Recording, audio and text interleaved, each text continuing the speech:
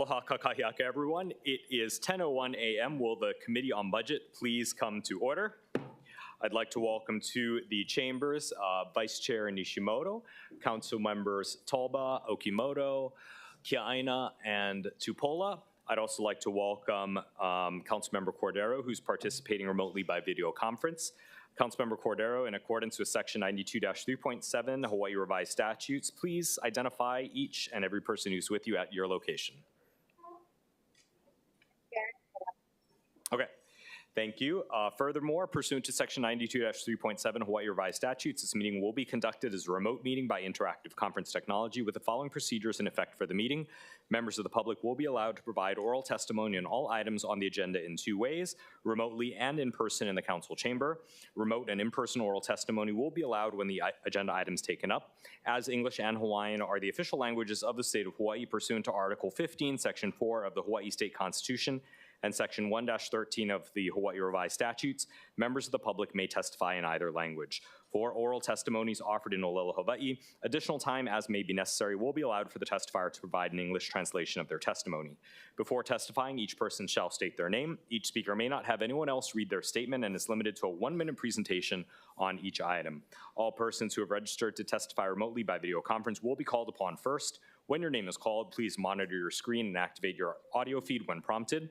I'll then give persons who have not yet registered an opportunity to provide testimony. Please utilize the raise hand feature in Zoom to be called upon. For those joining us by telephone only, please press *9 to indicate your desire to speak. I'll identify you by the last 3 digits of your phone number, and when your number is called, please press *6 to unmute yourself when prompted. Some friendly reminders and tips, which we all should know by now. Video conference from a quiet location if possible. If you're watching the proceedings on Olelo, please mute your television at the time at which you're called to testify. And when the timer on the screen reaches 0, please conclude your remarks promptly. Once all the remote testifiers have testified, I'll give in-person testimony opportunities to those here in the council chamber. Persons who have not registered will be given that opportunity to speak following the oral testimonies of the registered speakers. HRS Section 92-3.7 requires all votes at remote meetings to be conducted by roll call unless unanimous. Therefore, I'll first call for objections, and if there are any, I'll call for a roll call vote. For those council members participating from outside the council chamber in accordance with HRS Section 92-3.7, the meeting will automatically recess if we lose audiovisual contact with you and cannot reconvene until we reestablish contact. Therefore, please announce beforehand if you'll be voluntarily signing out of the meeting. Written testimonies, including the testifier's address, email address, and phone number, will be available to the public as described in the posted agenda. And as a courtesy, please turn off all cell phones. I'd like to also welcome to the chamber Council Vice Chair Wire and Council Chair Tommy Waters. So that means it's a full house here, which is great because we're going to be diving into our budget items. First up, for action, Bill 22 of 2025. This is approving the executive operating budget and program for the fiscal year July 1st, 2025 to June 30th of 2026. Members, with your indulgence, I just want to set out a few of the parameters by which me and my team, we approached both the operating and capital budget for this go-around. As you know, there will be a CD2 go-around in a few weeks' time, and then there will be an FD1 at the end of May that will be considered on June 4th. And so there are 2 more bites at the apple here. But for the overall approach to the CD1, both the operating and capital budget, I want to let the members here know, as well as the public, the CD1's proposed amendments focus largely on strengthening public health and safety. And so consequently, funding's directed towards new facilities, enhancing first responder resources, improving parks for safer recreational use, and expanding traffic safety efforts. And I wanted to, in particular, thank each of the members who submitted proposals. And I tried to be fair in understanding how those proposals would benefit all of your districts. And in some cases, there were some proposals where I felt we needed a little bit more information before proceeding. So for members whose amendments weren't accepted, in some cases, it's that we need a little bit more information of how this would work, whether or not the departments are actually ready to implement these programs. But I think there's something in this proposed CD1 that aligns with each council member's work, their efforts, and their focuses for their individual communities. In particular, starting with Councilmember Tupola, as a Parks Chair, I did want to highlight some of the things that you put in. We will be talking about this later, but some of the proposed lighting installations, as well as some of the other park improvements out on the leeward coast. We'll be recommending accepting those for Councilmember Tolba. I know you've been very concerned with pedestrian safety and e-bikes and all of those issues, especially for our kids. And so we will be recommending that your proposal for some of the crosswalk improvements in Waipahu be accepted. Councilmember Kia'aina, I know you've been very concerned with the availability of first responder resources out on the windward side, and so for the Maunawili Ambulance Station, I know that this has been a big priority of yours, and so that's reflected in Bill 22, as well as some of the traffic safety improvements that you worked on through Bill 44 of last year. For Councilmember Wire, I know the North Shore ambulance facility has been very important, not only for you, but the administration, and so that's in there. And of course, we'll be working out a few more details as the next several weeks come along. For Councilmember Cordero, as a planning chair, I know infrastructure, especially in your area with flooding and sea level rise, is a big concern, and so there's some recommended flood control improvements and drainage improvements that we've accepted in there. For Chair Waters, I know Waikiki, as well as the streams in East Honolulu, have been very, very important, and so I want to thank you for your recommendation for expediting stream maintenance and giving the departments tools to do that. And so there is something in here, I think, for everybody, and we'll get into the specifics when we get there. Three other notes for the administration, for some of the lump sums in the capital budget. There's things like line items that were just listed as procurement of major equipment. We wanted to add a little bit more specificity in the line item details, which often the public has a hard time finding. We took those line item details and are proposing putting those into the actual description so the public knows what to expect. And if these funds aren't spent on these kinds of programs, the public will also know what they were supposed to be spent on, and if they aren't spent on it, hopefully there can be an explanation as to why not. And then certain equipment such as trucks and other longer term, longer lifespan vehicles are moved to the capital budget. And then I wanted to also note that tomorrow we're going to be talking about Bill 60, the sewer fee proposal. And so what we did was we took the positions that have been vacant for longer than 3 years across most departments. I think there are a few exceptions where they're actively hiring in those long-term vacancies, and we've redirected those to a new provision for sewer activities. And of course, tomorrow we'll be talking a little bit more in detail about those. What I wanted to do now is for Bill 22, I wanted to call for in-person testifiers on these items. Is there anyone here in person from the public who would like to testify on Bill 22? Okay, seeing none. Clerks, is there anyone standing by remotely to testify on Bill 22?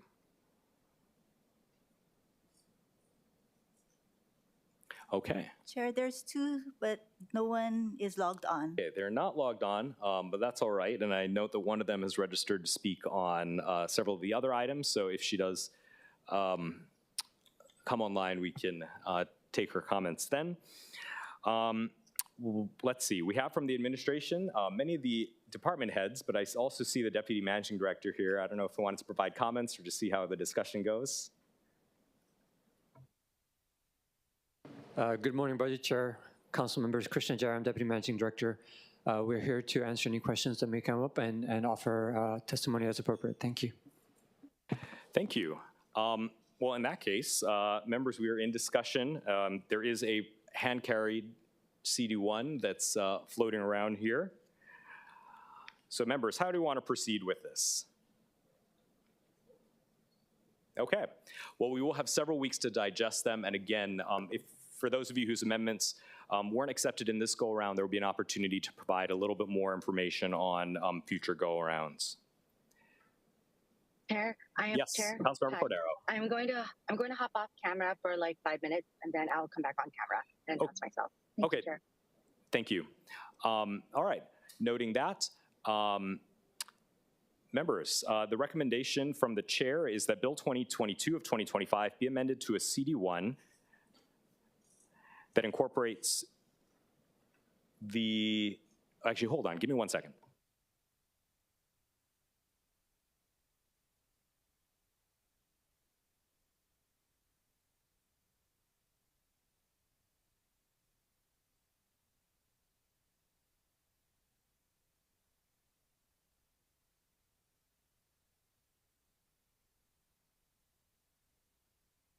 Okay, so I was informed that we need to check on the remote testimony. So clerks, there is no one here for remote testimony. And clerks, is there anyone standing by for remote testimony on Bill 22? Chair, there are none. Okay, there being none, we're done with that. I was informed that we do need to walk through the, okay.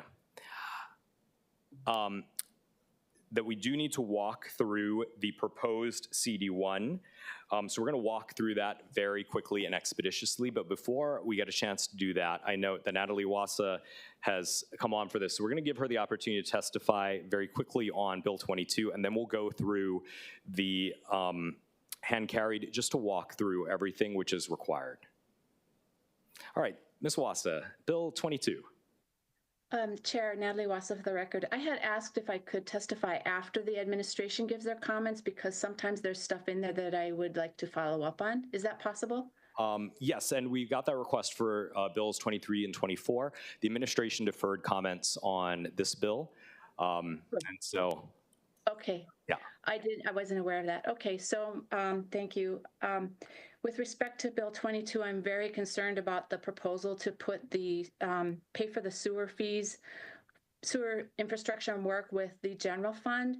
You know, basically the city has said, we are not going to provide Hawaii Kai with sewer services. And yet now you are proposing that we help everyone else pay for their sewer fees. And that's just flat out wrong. And so I'm very concerned about this. I will make more comments on this issue tomorrow when you talk about the sewer bill, but just wanted to put that out there. Thank you. I also submitted written testimony. Thank you. Okay. Thank you, members. Any questions? Okay, seeing none. All right, we're going to walk through, as required, the proposed amendments for Bill 22. This is, let's see, it's 50-something pages long. This just lists the amendments that we plan to accept. And so we're going to walk through this as efficiently and expeditiously as we possibly can. Starting with page 1. In the Mayor's Contingency Fund, what was originally proposed was $40,000 for the Mayor's Contingency Fund, OC 3998. We're proposing cutting $39,999 of that and amending the description to say reduce funding for current expenses for OC 3998, contingency other. For the managing director under city management, originally proposed was $722,500 for other services not classified. We're proposing cutting $250,000 of that and changing the amendment to say reduce funding for current expenses for OC 3049, other services not classified. That's page 1. On page 2. Under city management, what was originally proposed was $722,500. Of that, we're also adding funding for the Youth Commission of $5,000. The description will read, add funding for current expenses for the Honolulu Youth Commission with proviso that at least $5,000 of current expenses shall be appropriated for outreach and community engagement. At the bottom of page 2, for the Office of Economic Revitalization, of the original $1,837,848. This is for salaries. For OC 1101 regular pay, we're proposing cutting $594,900. Delete the unknown description for positions and amend the description to read reduce funding for salaries for OC 1101 regular pay. On to page 3. For the Office of Economic Revitalization, from the previous item, same amount of $1.837848 million. The description is to add 3 FTEs and add funding for the community equity liaison positions. That's 3 positions at $218,000. The description will read add positions and funding for salaries for 3 community equity liaison positions. Also in the Office of Economic Revitalization under Chair? the same, yes. Can I just, want to make sure I understand what's going on. Are you just going to be reading through this and it is during discussion that we're going to be able to say something? Give me 1 second.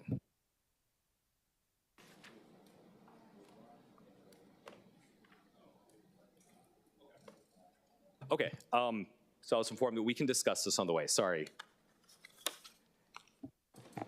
So why don't what we do is we'll go through the through the mayor and managing director section. Okay, so again, that was the mayor and the managing director, and then Office of Economic Revitalization.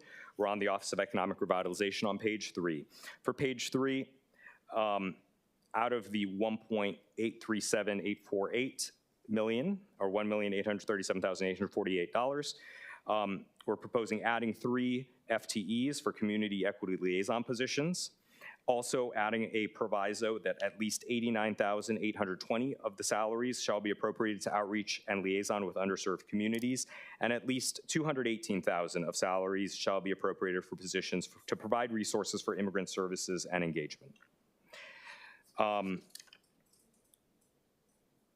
then the Office of Housing is also under the Managing Director's office. So of that, we're proposing cutting 1 position out of that, which is $54,984, and amending the description to reduce positions and funding for salaries. And then on page 4 at the top, this will end the part about the mayor's office and managing director's office. For the Office of Housing, reducing $43,300 and reduce funding for current expenses for OC 2051, 2331, 2517, 3004, 3049, 3105, 3211, 3252, 3262, 3751, and 3752, and amend the description to say reduce funding for current expenses. So that's the mayor's office and managing director's office.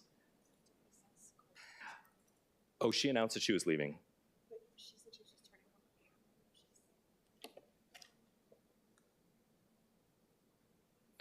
Okay. Members, because, oh, there's Councilmember Cordero.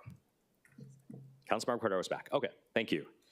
So that's the mayor's office and managing director's office. Let's discuss those 2 offices. Councilmember Tupola. Yes, thank you so much, Chair, and thank you for these documents.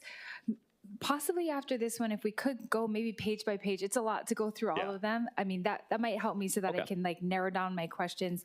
I guess the first one I'll ask and then I'll let other people go because I have some thoughts on other ones. But for the community equity liaison position for OER, so I know that they were using part of their funds from the leftover ARPA funds, and that's why they had some positions missing. Can you explain this one, the 3? Is this coming from their request for the additional 3, or is this just the ARPA funds moving it from the federal back into the general fund? Go ahead.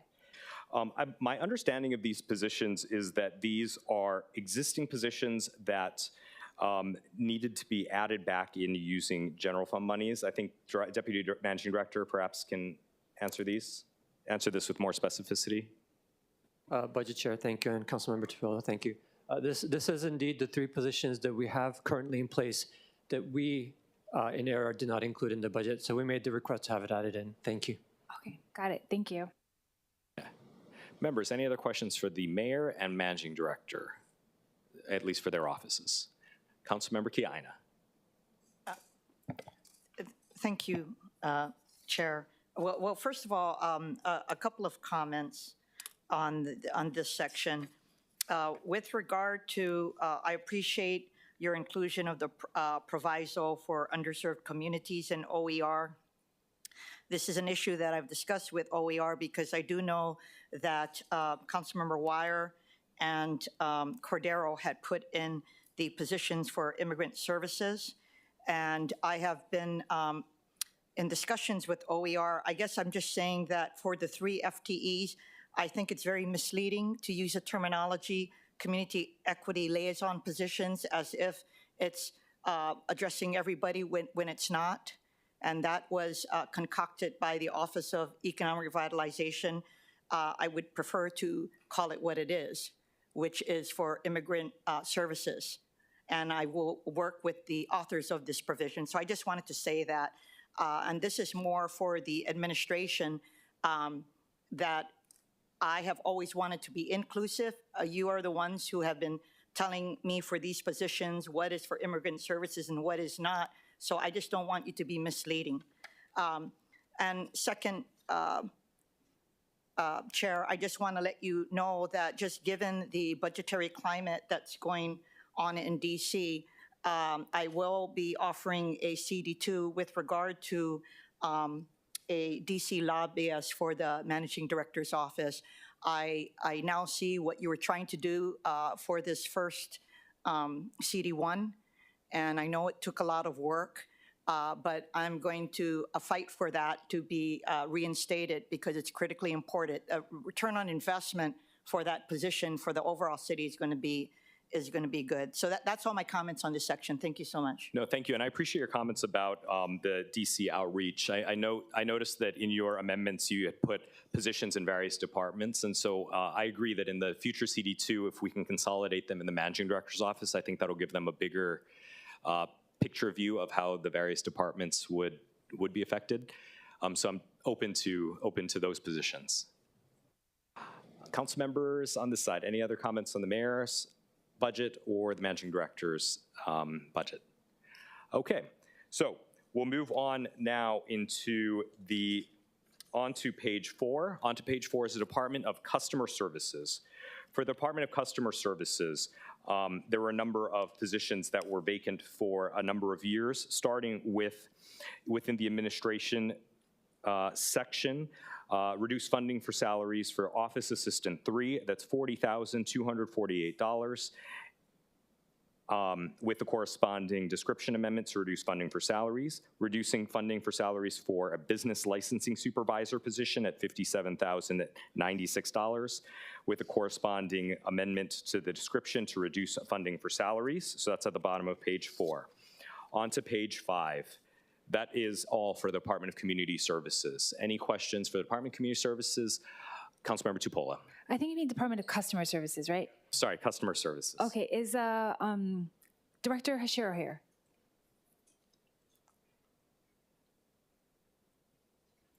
Hi, good morning. Hi, morning. Okay, we want the DMVs to succeed. Based upon these 2 recommendations, what are your thoughts? Are these things that you need? Go ahead. So actually, these 2 positions were already filled. The first position, office assistant, there were return rights associated with this position. The incumbent retired at the end of last year. We filled the position and the person has started. For the second position, business licensing supervisor, same case. This position actually went through a reorganization and we recently filled this position. So actually both positions were filled in March. Okay, and I do know that budget chair is moving through by just a broad standard. So knowing that these had been filled, I'm sure he'd be amenable to putting them back, but I'll make sure that that's suggested. I definitely know that the reorg that you guys have been doing has been helpful, and we do want as many DMV employees in there as possible. So, and yeah, thank you so much, Director. Anything else? No, so we would appreciate restoration of funding for these positions. They are critical to our operations, and it just did take us a while to fill them. Okay. Thank you. Thank you. Thank you, Chair. Okay. Council members, any other questions? All right, if not, I have a question. So just to be clear, are there any positions within your department that have been vacant for longer than 3 years? For the remaining positions, no. We've done a good job of filling positions.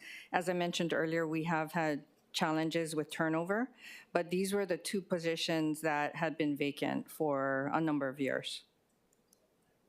Thank you. Members, any other questions for the Department of Customer Services? Okay, seeing none, we'll move to page 5. On page 5, this begins the Department of Budget and Fiscal Services. Starting with the Accounting and Fiscal Services area, we're proposing reducing funding for equipment for OC 4102 buildings in the amount of $670,000. We will also be making a corresponding amendment to the description at $670,000. For internal control, we're proposing reducing funding for salaries for a Secretary 3 position at $50,880. This is to reduce funding for salaries. That'll also be in the description. And at the bottom of page 5, reducing funding for salaries for 2 real property appraiser assistant trainees, a total amount of $80,496, and with a corresponding change to the description.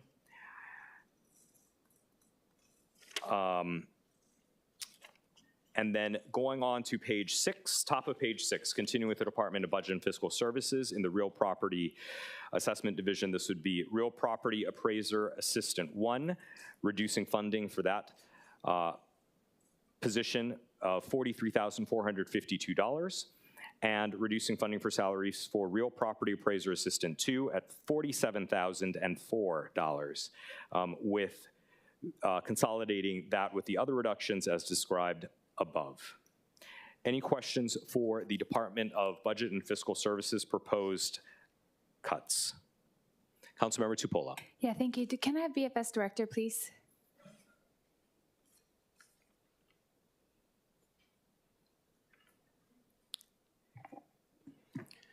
Good morning, Budget Chair, Honorable Council Members, Chair Waters, Andy Kawano, Director of Budget and Fiscal Services. I just wanted to ask about the Real Property Appraiser. So there's 3 of them. We have the Real Property Appraiser Assistant Trainee. We have the Appraiser Assistant 1, Appraiser Assistant 2.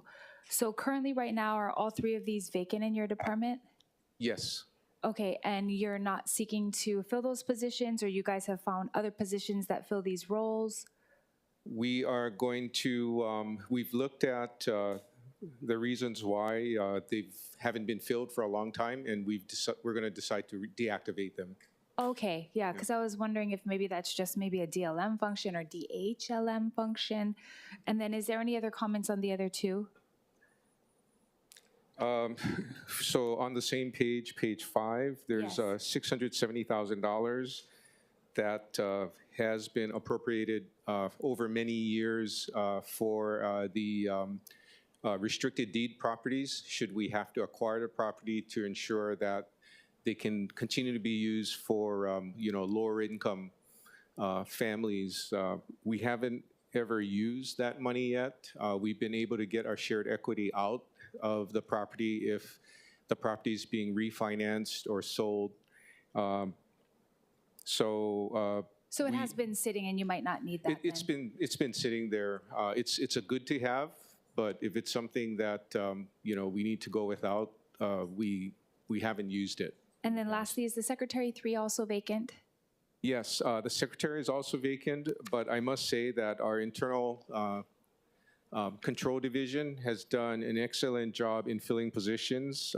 They've been working on, the audit positions first.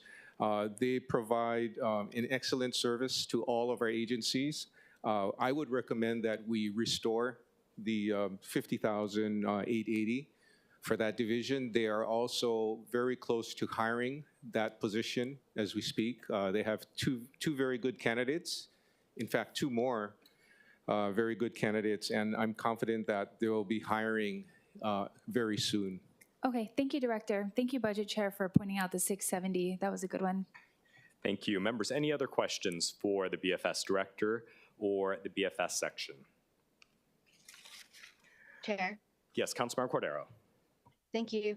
For Director Kawano, I was just wondering, based off of last year, for the different positions that you asked to restore, how many were filled?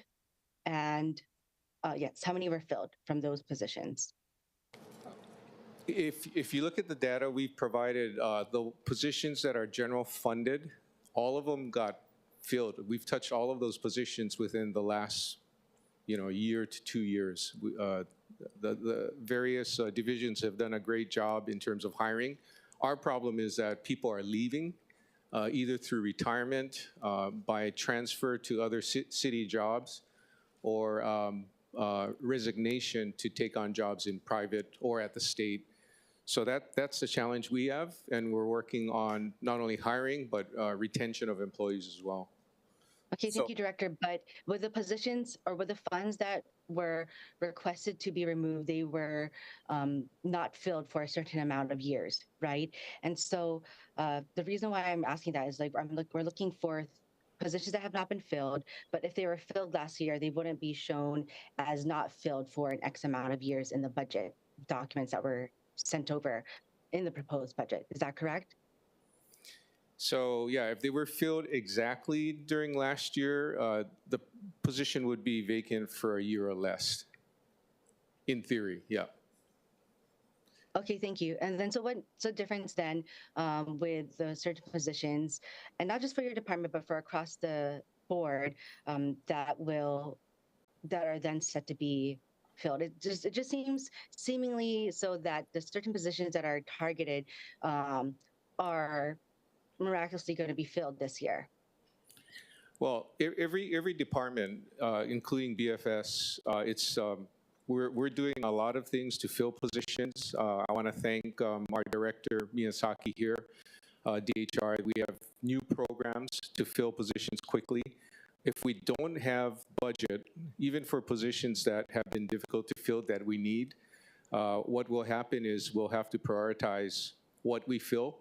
And whenever you do that, there's the possibility that you lose more positions than you fill and you go backwards. So I would appreciate if, unless the departments are deciding to either abolish or deactivate positions that we have the budget to fill, because, it's essentially we're on a treadmill and we're hoping to run faster than the fact of having to, take steps back and, deal with people that leave, because people are leaving the city. And again, we're working on retention to slow that process down as well. Thank you, Director. And if the funds are removed from the certain positions, then where would the department or other departments get funding from? And you do fill them. They're going to have to look at savings eventually, but then, that's kind of being on a slippery slope, whether the savings are from salaries or, heaven forbid, current expenses. You essentially slow down the hiring process if you don't have your budget dollars in place. And that's why the departments will be meeting with budget chair and council members who have introduced amendments to reduce funding after this meeting to request that they be restored. Thank you. Thank you. Members, any other questions for the Department of Budget and Fiscal Services section? Okay. Seeing none, continuing on page 6. There's just one edit to the Department of Prosecuting Attorneys in the proposed CD1, and that is to add funding and positions for 3 positions at $120,000 and make a corresponding amendment to the description. Any questions? Quick question, Chair. Yes, Councilmember Tupola. Yeah, is Prosecutor Alm here?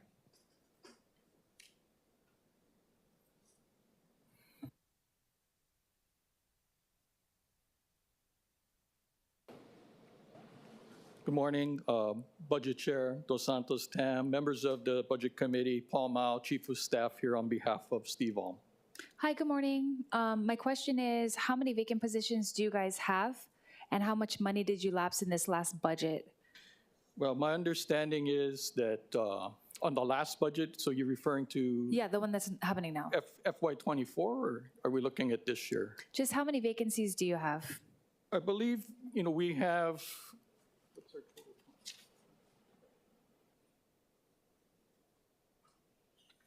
well, we have 59 general funded positions that are currently vacant, and we have 33 positions that come from state or federal funding.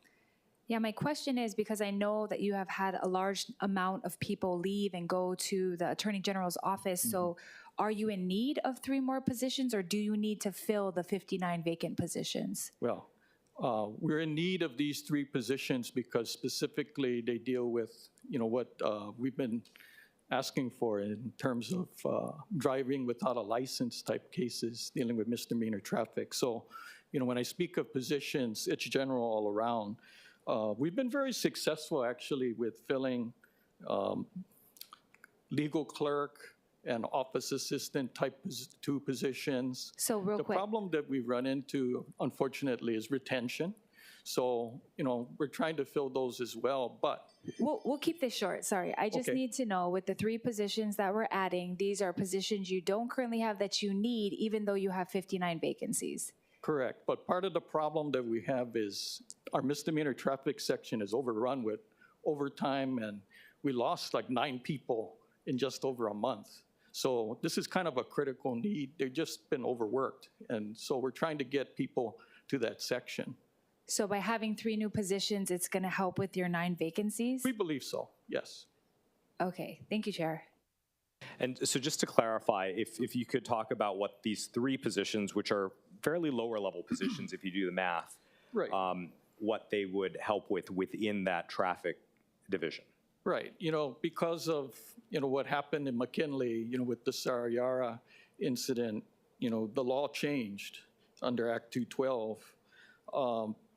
What it requires in misdemeanor traffic now, a very labor-intensive process where we have to go over the prior, record of somebody that was driving without a license, because we have to determine, whether there was not just the current incident, but whether there's prior incidents and whether that warrants charging this person as a felony. The other part that we have to do is, these started as citations, but citations don't complete the complete criminal record. We have to do fingerprinting to make sure that we positively ID the person.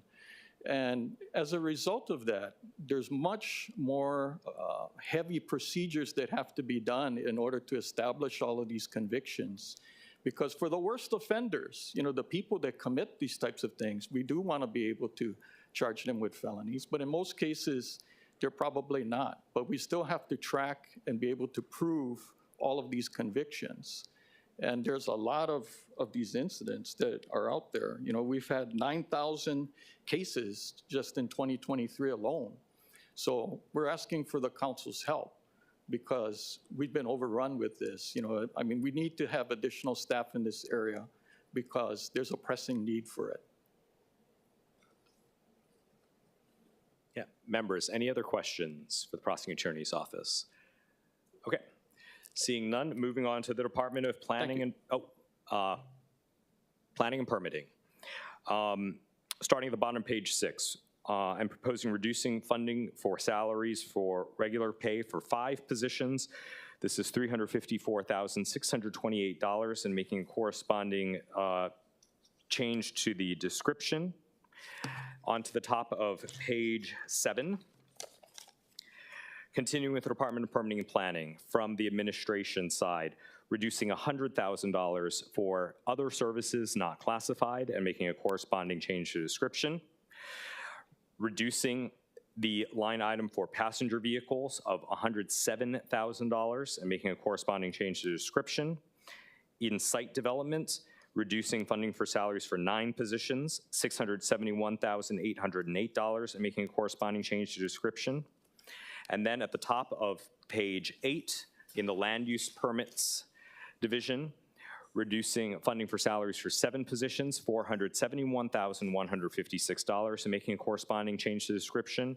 And then in the middle of page 8, reducing funding for salaries for 2 planner 6 positions at $153,576.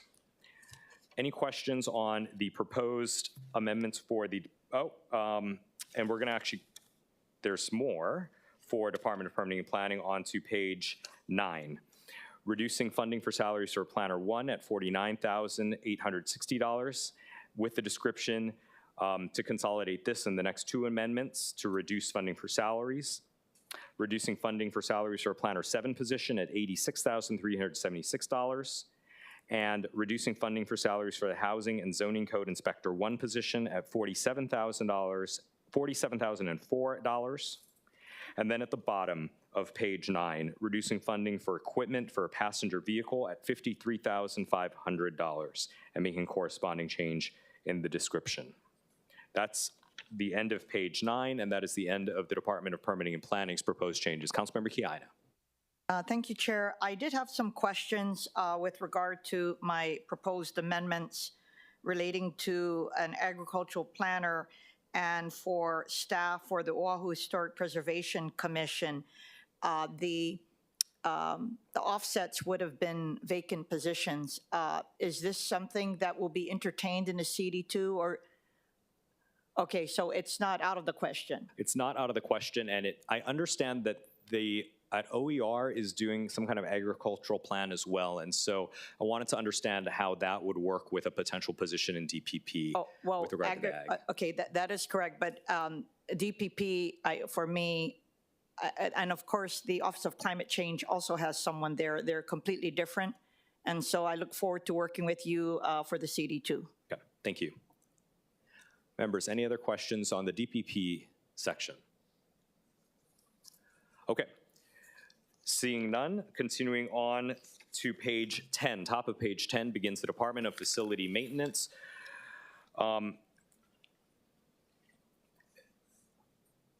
Reducing funding for salaries for lead carpenter cabinet maker at $74,604 and making a corresponding change to the description.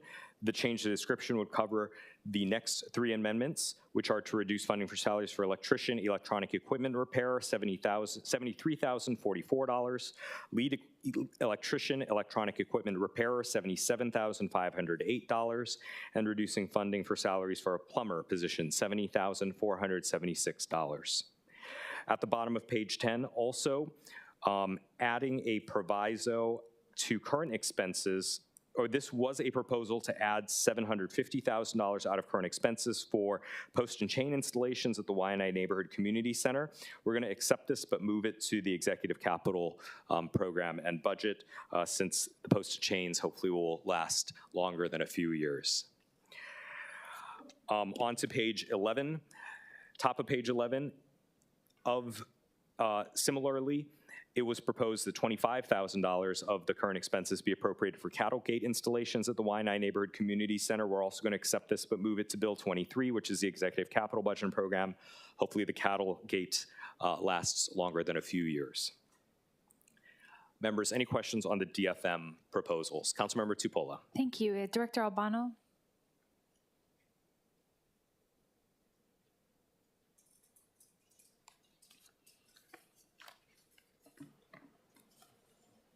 Good morning, Budget Chair, Council members. Gina Albano, Director of the Department of Facility Maintenance. Good morning. Good morning. I just wanted to talk real quick. These two have been moved to Capital, the one. So I did talk with your deputy regarding, and again, Waianae Community Center is just the name for the DMV area. It's definitely heavily vandalized. And of course, there's a lot of homeless around the property because there has been no kind of, containing of it. But I did ask if it could be repainted. Your deputy said you guys have funds for that, so I didn't put that in here. But I also put in there that we need security. So our night security, all the windows get broken on a regular basis, people throwing rocks at it. Can you guys find that money in your budget for security, or you think I should re-add it? Because again, I'm glad for the poles and chains. Great, let's get a gate so people don't go in the parking lot after hours. But I don't think if we get, if we don't have a security person there, I don't really know if it's going to deter all of, and again, we have Work Hawaii in there. We have various divisions of the city that use that building. What is your thoughts on the security? Councilmember Tupola, thank you for the addition. We did speak with our division chiefs, and they believe we have adequate funding to support your to support a security there at night. Your requests. Okay, perfect. And then my last question, I'm not going to ask specifics, but DFM does a lot for all of us. Are all of the top 4 ones that were recommended on page 10 ones that have been vacant and you do not need these positions anymore? It is critical that we continue to maintain the positions. I will say, having been in the role of director just for less than 2 years, it does take some time to make effective changes towards successful implementation. Generally, it takes about 3 years. In the private sector, if you are a startup, it takes 3 years. I have asked for reconsideration for these positions. First year is to introduce changes. Second year is to implement. And I'm requesting council members to give this department the third year to execute and give us the opportunity to prove that these positions will be filled in accordance to continue our core services. Thank you. Yeah, that'd be great. I do know that in the hearings you noted how many positions you have filled since you've been director. So you're kind of on a roll. Maybe we need to get through this. Lastly, we had a cleanup on Saturday and your DFM guys came through for me big time at Verona Village. So thank you so much. I really appreciate how hardworking all the guys are in your department. Thank you. I did see that social media post. They're so great. Thank you very much. Thank you, Chair. Thank you. Councilmember Waters, Council Chair Waters, and then Councilmember Cordero afterwards. Oh, thank you. Not so much of a question for you, Director, but maybe just to signal to you and everybody else that if you, because a lot of these cuts were suggested by me, what I did was I looked at positions that were vacant for 3+ years and decided to cut those. But if you've already filled them or you're gonna fill them, please talk to me or Chair Dos Santos Tam, because we're happy to accommodate you folks. Because again, if you're gonna do it, then just let us know. But I was very thankful to one of the directors who said, no, we're gonna phase out that position. Well, that's terrific. It's just working together. But let us know. Thank you. Thank you, Chair Waters. We will certainly meet with each of the council members to discuss our vacant positions and assure you we are trying our best to fill. I will end with this. To think we can get to 0% vacancy for the department that has high turnover, has a very unique service core in terms of its various divisions, we respectfully just try to continue to reduce our rate, which was 40% at the start of when I became director, and we are now under 30%. It is my aspiration as well as the department's aspiration to get to a national level around 15%, and therefore requesting council members to give us that time. Thank you. Thank you. And I do want to echo exactly what Chair Waters said, is that a lot of these salary and position cuts are for ones that have been vacant for a long time. I'm not allergic to them. I'm not vehemently opposed. I just want specificity, because all we get is the description and the vacancy report, which doesn't provide the nuance that we need to make our decisions. So please provide that between now and the CD2 so we can support your departments, but also potentially eliminate positions that have been vacant and are perhaps obsolete. Councilmember Cordero. Thank you, Chair. Hi, Director Albano. I just want to state that I agree with all of the members saying that we absolutely support your department. I just recall these positions even more than 3 years, about 7, 8 years, especially lead cabinet maker. And I know it's just one position, and I know that we need a lead electrician as well. However, the timeline that you mentioned with, being able to figure out the rules or like any changes you need to make to implementing them, and a third year being able to secure these, the people for these positions, all the while necessary, but I think should have been happening in the past 7 to 8 years, right? So just know that especially something like the lead cabinet maker is something that really sticks out, that that the council is going to be watching. We were told last year during the budget, when we did restore funding for the position, that we were hiring, or that you folks were hiring someone. So you don't have to answer it right now, but just noting those specific indications that we are watching. Thank you. Thank you, Chair. Thank you, members. Thank you. Many other questions for the Department of Facility Maintenance on this go around? I note that there's a few other DFM things coming up soon. Okay, members, we'll move on to page 11, Design and Construction. There are 6 proposed salary cuts. I'll read them out. For Office Assistant 3 positions, there's 2 of them, totaling $80,496. Civil Engineer 5 position, $102,300. Landscape Architect 2, $71,016. Design and Construction Branch Chief, $248,616. And then on to the top of page 12. This would be an Architectural Drafting Technician 3 at $52,908. Supervising Building Construction Inspector, $72,264. So those are the position cuts being proposed for long-term vacancies. on the middle of page 12, we're proposing cutting $400,000 for consultant services and making a corresponding description amendment, cutting $60,000 for other building and construction materials and making a corresponding description amendment change.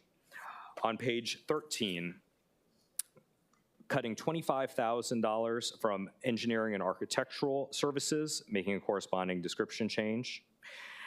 And then for the next few, these are travel related. So travel expense, proposing cutting $17,000 out of travel expense, making corresponding changes, as well as for the next one at the top of page 14, changing the, reducing funding for current expenses for travel expense for out of state, and then reducing $10,000 for fees and membership for registration at the bottom of page 14.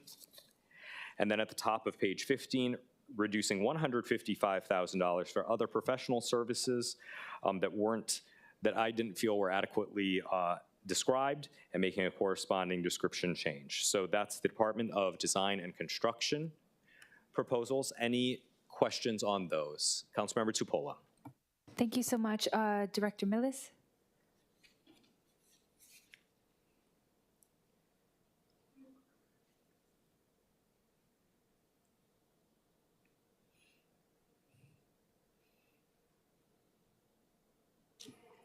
Good morning, Budget Committee Chair and council members. Hi, good. Mark Unamine, Deputy Director, Department of Design and Construction. Aloha, Deputy. Thank you for being here. I had a quick question. I know that through DDC, you guys do a lot of RFPing out to, do various projects. And I do think that the travel for out-of-state expense as well as the fees for membership are reasonable, seeing as though we might not be the main entity that's executing these and we're giving it to others. Would you agree that these are not needed, the out-of-state travel expenses and the membership fees? I'm not aware of what the membership fee is for. Yeah, so those are for staff to join, like these associations, like, for example, like ASC, Engineering Association, or it could be an Architectural Association as well. We do also send staff for training out of state for things like in our Mechanical Electrical Division, we had staff go to learn more about LED lighting and different technologies that are new to the industry. So how many of the projects that we do you guys keep in-house where these individuals who work for the city are necessary? Is it 30% of the projects and then you guys RFP out the 70%, or what is it? You're talking about the design work or the? Yes, because for some of them, you guys are contracting other companies to finish the work that's done, for the various departments that hire you, correct? Correct. We don't do that much in-house design. I mean, we work a lot with design consultants. So most of our engineers are project managers that, work with the design firms, and then we put together a bid package to then bid out for construction. Yeah, I guess that's my question, is because if we're just kind of project managing and we're not the designers, then I didn't know if that was still necessary to go join associations and learn about things if we're actually asking other experts to kind of do the work that we're requiring. I see your point, but I think we have to have staff that are educated on cutting edge technology, so that when we meet with these design consultants, it could be an interactive type of discussion, and our guys know exactly what the city would benefit from, and making sure that we can dialogue with the design consultant. Okay, thank you, Deputy. Thank you, Chair. I do think that these are good suggestions for those. Okay. Thank you. Members, any other questions for DDC? Okay, seeing none, thank you. Thank you. That brings us back to the Department of Facility Maintenance on the automotive equipment service side. The next two amendments are to reduce funding for salaries for a production control technician 3 under the Department of Facility Maintenance Automotive Equipment Services section at $66,876, and making a corresponding amendment change. With the second proposal will also be included in that description change, and that's to reduce funding for salaries for a vehicle inspector at $75,852. Any questions on those? Okay, Seeing none, onto the page 16. Page 16 starts the public safety section under the police department. We're proposing reducing funding for salaries for a police commission investigator position. This is $71,016. And as a reminder, a lot of these positions have been vacant for a long time. In the Office of Chief of Police, there are several proposed amendments which will have description changes consolidated. Office Assistant 3, $40,248. 3 salaries for Metropolitan Police Corporal within the Office of the Chief of Police at $256,392. A Work Program Coordinator at $63,096 within the Office of the Chief of Police. And then on the top of page 17, reducing funding for salaries for Metropolitan Police Captain at $100,824 within the Office of the Chief of Police. And then to close out the Office of the Chief of Police, reduce funding for out-of-state travel expenses at $89,700. Members, any questions on the Chief of Police office? Councilmember Cordero and then Councilmember Tupola. Thank you, Chair. I noticed that the acceptance, that my amendments for cuts in salary were not accepted, and I was wondering what your thoughts were. I appreciate looking at the different vacancy funds, funds that have been vacant for a while, and I definitely understand that. But there have been lapses in salary for different divisions in HPD. This is not to say that we do not support our Honolulu Police Department at all, but the cuts that I suggested are a lot less than they lapsed, like way less than they lapsed. And so in addition to the cuts, or even supplanting the cuts that from like 10,000 to 25,000 in other divisions and other departments, it could have been covered with the salary cuts made that I suggested. No, thank you, Councilmember Cordero. I appreciate your proposal and your note that a significant amount of monies were lapsed within the police department and in particular within the Office of the Chief of Police. I'll note that a number of your cuts were included in Chair Waters' cuts, and so we accepted Chair Waters' cut, so it's just a little bit clearer as to the overall direction of the cuts, because Chair Waters made a number of substantial cuts across many departments for their long-term vacancies. Okay, thank you. Thank you. Councilmember Tupola. Thanks so much. I wanted to know, I don't know if he's here, but the Police Commission Chair, I'm sure he's probably not chimed in. Chair Silva? I just had the question about the Police Commission first line.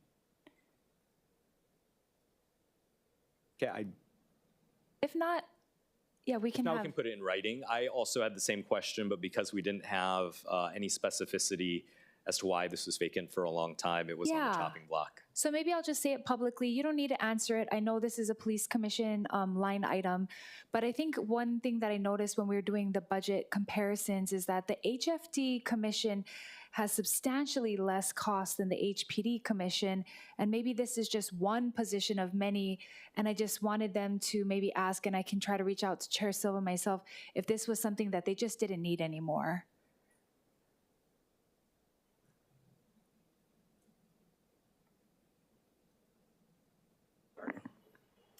Good morning, Chair Dos Santos, Vice Chair Nishimoto, members of the council. So I don't want to speak out of turn for them, but I do speak periodically with the executive officer, with James Ewan, about that aspect. So they have 3 positions. So my previous assignment was with Professional Standards Office. So we worked hand in hand with their investigative positions. There's 3 investigators, and it is a difficult position to fill. All 3 positions because of the requirements, the investigative experience needed, and whatnot. So it's very important for them to have 3, and it's important for them to have, I believe, the pool of 3 to always be constantly recruiting as they're going through background checks or whatnot. Because if there's one less position available and they're trying to fill one of the positions, then the 3rd one's closed out when they could be recruiting 2 people or whatever positions at the same time. Understood. Yeah, I'll reach out and get a written statement for you, Budget Chair. Thank you, sir. Thank you. And Councilmember Tupolo, I really appreciate that. I'll note that the cuts that we're proposing across the board were for positions that were vacant longer than 3 years, which is the strategy of Chair Waters. And so we're proposing this across every department. And, I didn't want to be seen as picking and choosing some favorites or maybe some least favorite departments. And so to the extent that there are these long-term vacant positions that are important and just there's some reason why they should be retained, would love to hear that. And so if you could find out about the Police Commission investigator, that would be very helpful. Chair Waters. Yeah, thank you. I want to echo those thoughts, Chair, Budget Chair. But also, we're not deleting the positions, members. We're just deleting the funding, and it's for 1 year. Just for 1 year. And obviously, the idea, I've been talking about this a lot. We want to use the savings to possibly defray from the sewer fees. Again, for 1 year. But coming up for HPD, I know it's going to come up, but when Chief Logan was presenting his budget, we talked about the money that was lapsed, and it was considerable. In addition, the amount of positions, I asked him in the best year possible how many he could fill, and he said about 120 of them. Right? Members may remember that. Out of the 435 some uniformed police officers, we could fill about 125. So while the cuts look drastic, members, it's again, just for 1 year. And again, if you're going to actually fill them, let us know because we'll put the money back in. Okay, thanks. Thank you. Members, any other questions for the Chief of Police's office that goes through the middle of page 17? Okay, seeing none, we're going to continue with HPD on the patrol side. This starts in the middle of page 17. We are proposing reducing funding for salaries for 59 Metropolitan Police Officer positions that have been vacant for a long time, and the amount of $4,661,472. Reducing funding for salaries for 5 Metropolitan Police Corporal positions, $427,320. On to page 18, under patrol, reducing funding for salaries for 3 Metropolitan Detectives at $227,596. Reducing funding for salaries for a Metropolitan Police Lieutenant at $100,429. Reducing funding for current expenses for educational, recreational, and scientific supplies at $100,900.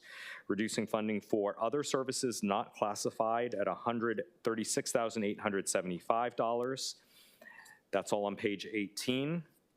And then on to page 19,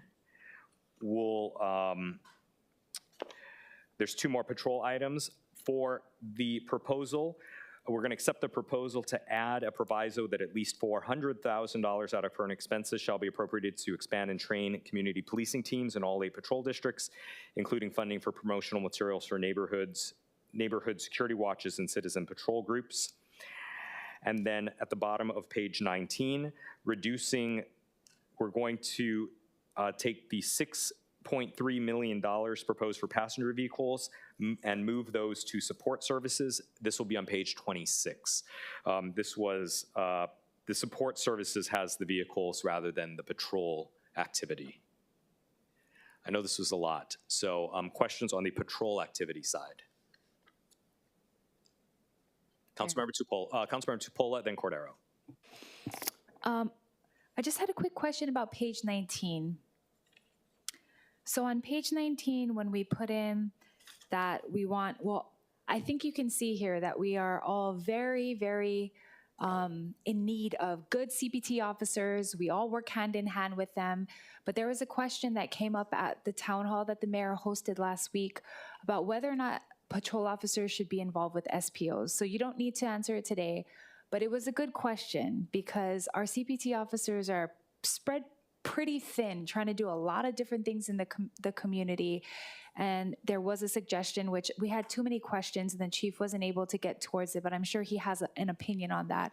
So I just wanted to ask that in regards to this, because I want us to appropriate more funds for CPT officers, but the proposal is put forward that perhaps that's not one of the duties they should be doing, is the SPOs, because that takes away from some of their other other duties. Let's see. Yeah, I would have to, I'm sorry. By the way, I'm Ryan Hironaka. I'm major of the HPD's Finance Division. I forgot to mention that before. It's okay. I would have to defer to our administration for the... Yeah, I'll put it in writing discussion. and we'll see, just so that we can kind of specify that, because we do want the funds to go towards our community, but we do want to be mindful that the CPT officers have a lot going on. So we're thankful for them. Thank you, Major. Thank you, Chair. Okay, thank you. Councilmember Cordero, anything? Thank you. I do have a question about funding for a certain proviso relating to 200,000 for equipment shall be appropriated for CPT. Is that moved to CIP or not accepted? Give me 1 second to look up where that went. It's on this would be page 19. So I think we're just expending for current expenses rather than equipment at this time. Okay. And also, in addition to the salary, I know that there was already a lot taken out from patrol, and I appreciate looking at the different positions, but I think we could also take more money from the actual salary activity, maybe in the suggested amount that I put in, or even a little bit less, since Chair Waters probably put in the 4-point-something million. And so I'll probably look at taking out from the activity again as opposed to the actual positions, because there's still really a lot more laps that we can take from. Thank you, Chair. Thank you, Councilmember Cordero. Any other questions on the patrol activities through the bottom of page 19? Okay, moving on to page 20. This is the special field operations section. We are proposing reducing funding for salaries for 11 Metropolitan Police corporal positions. This totals to $940,104. Making a corresponding change to the description for this as well as the next two salary changes. Reduce funding for salaries for 6 Metropolitan Police officers within the Special Field Operations section, $474,848, and reducing funding for salaries for 2 Metropolitan Police Sergeant positions, $185,064. And then at the bottom of page 20 for Special Field Operations, reduce $29,040 within other services not classified.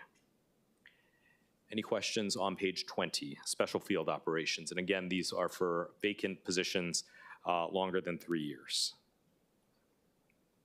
Okay, seeing none. On page 21, this is in the investigations activity.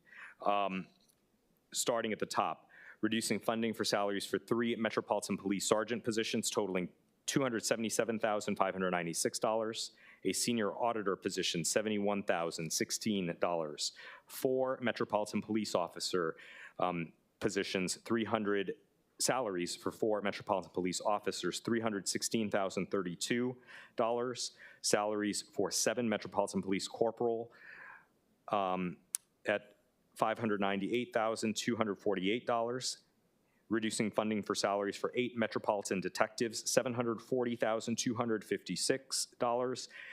Funding for salaries for Office Assistant 2, $37,872. That brings us to the end of page 21. There are 3 more things within the investigations section on page 22. Reducing funding for salaries for an Office Assistant 3 at $40,248.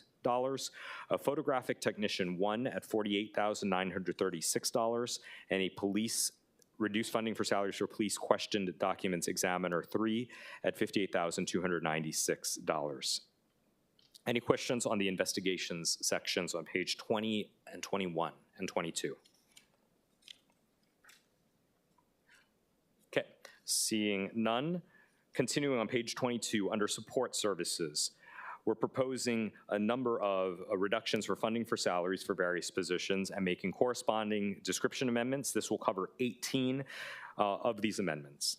Reduce funding for salaries for Office Assistant 3, $40,248. Funding for salaries for Statistics Clerk 1, $40,248. Funding for salaries for Fingerprint Identification Technician, $52,908. To the top of page 23. Funding for salaries for 5 Police Communication Officer 2 positions, $285,960. Funding for salaries for 12 Police Communication Officer 1s, $634,896. Reduce funding for salaries for 3 Office Assistant 2s, $113,616. Reduce funding for salaries for 5 Office Assistant 3, $201,240. Reduce funding for salaries for 2 Fingerprint Records Examiner 1s, $86,904. Reduce funding for salaries for 4 Fingerprint Identification Technician, $211,632. Reduce funding for salaries for Police Reports Reviewer 1 at $43,452. Continuing with support services on page 24, reduce funding for salaries for Police Reports Reviewer 2, $48,936. Reduce funding for salaries for 2 Data Processing Systems Analyst 2, $126,192. Reduce funding for salaries for Computer Programmer 4, $63,096. Research Analyst 2, $63,096. Reduce funding for salaries for 3 Radio Technician 1, $171,576. Reduce funding for salaries for Fleet Mechanic 2, $70,476. Reduce funding for salaries for 3 Data Processing System Analyst 3, $142,032. That brings us to the bottom of page 24. And on to the top of page 25. There's only 4 more things under support services that we need to read aloud. That's reduce funding for salaries for Automated Repair Supervisor 2, $83,844. Reduce funding for current expenses for parts and accessories equipment, $51,000.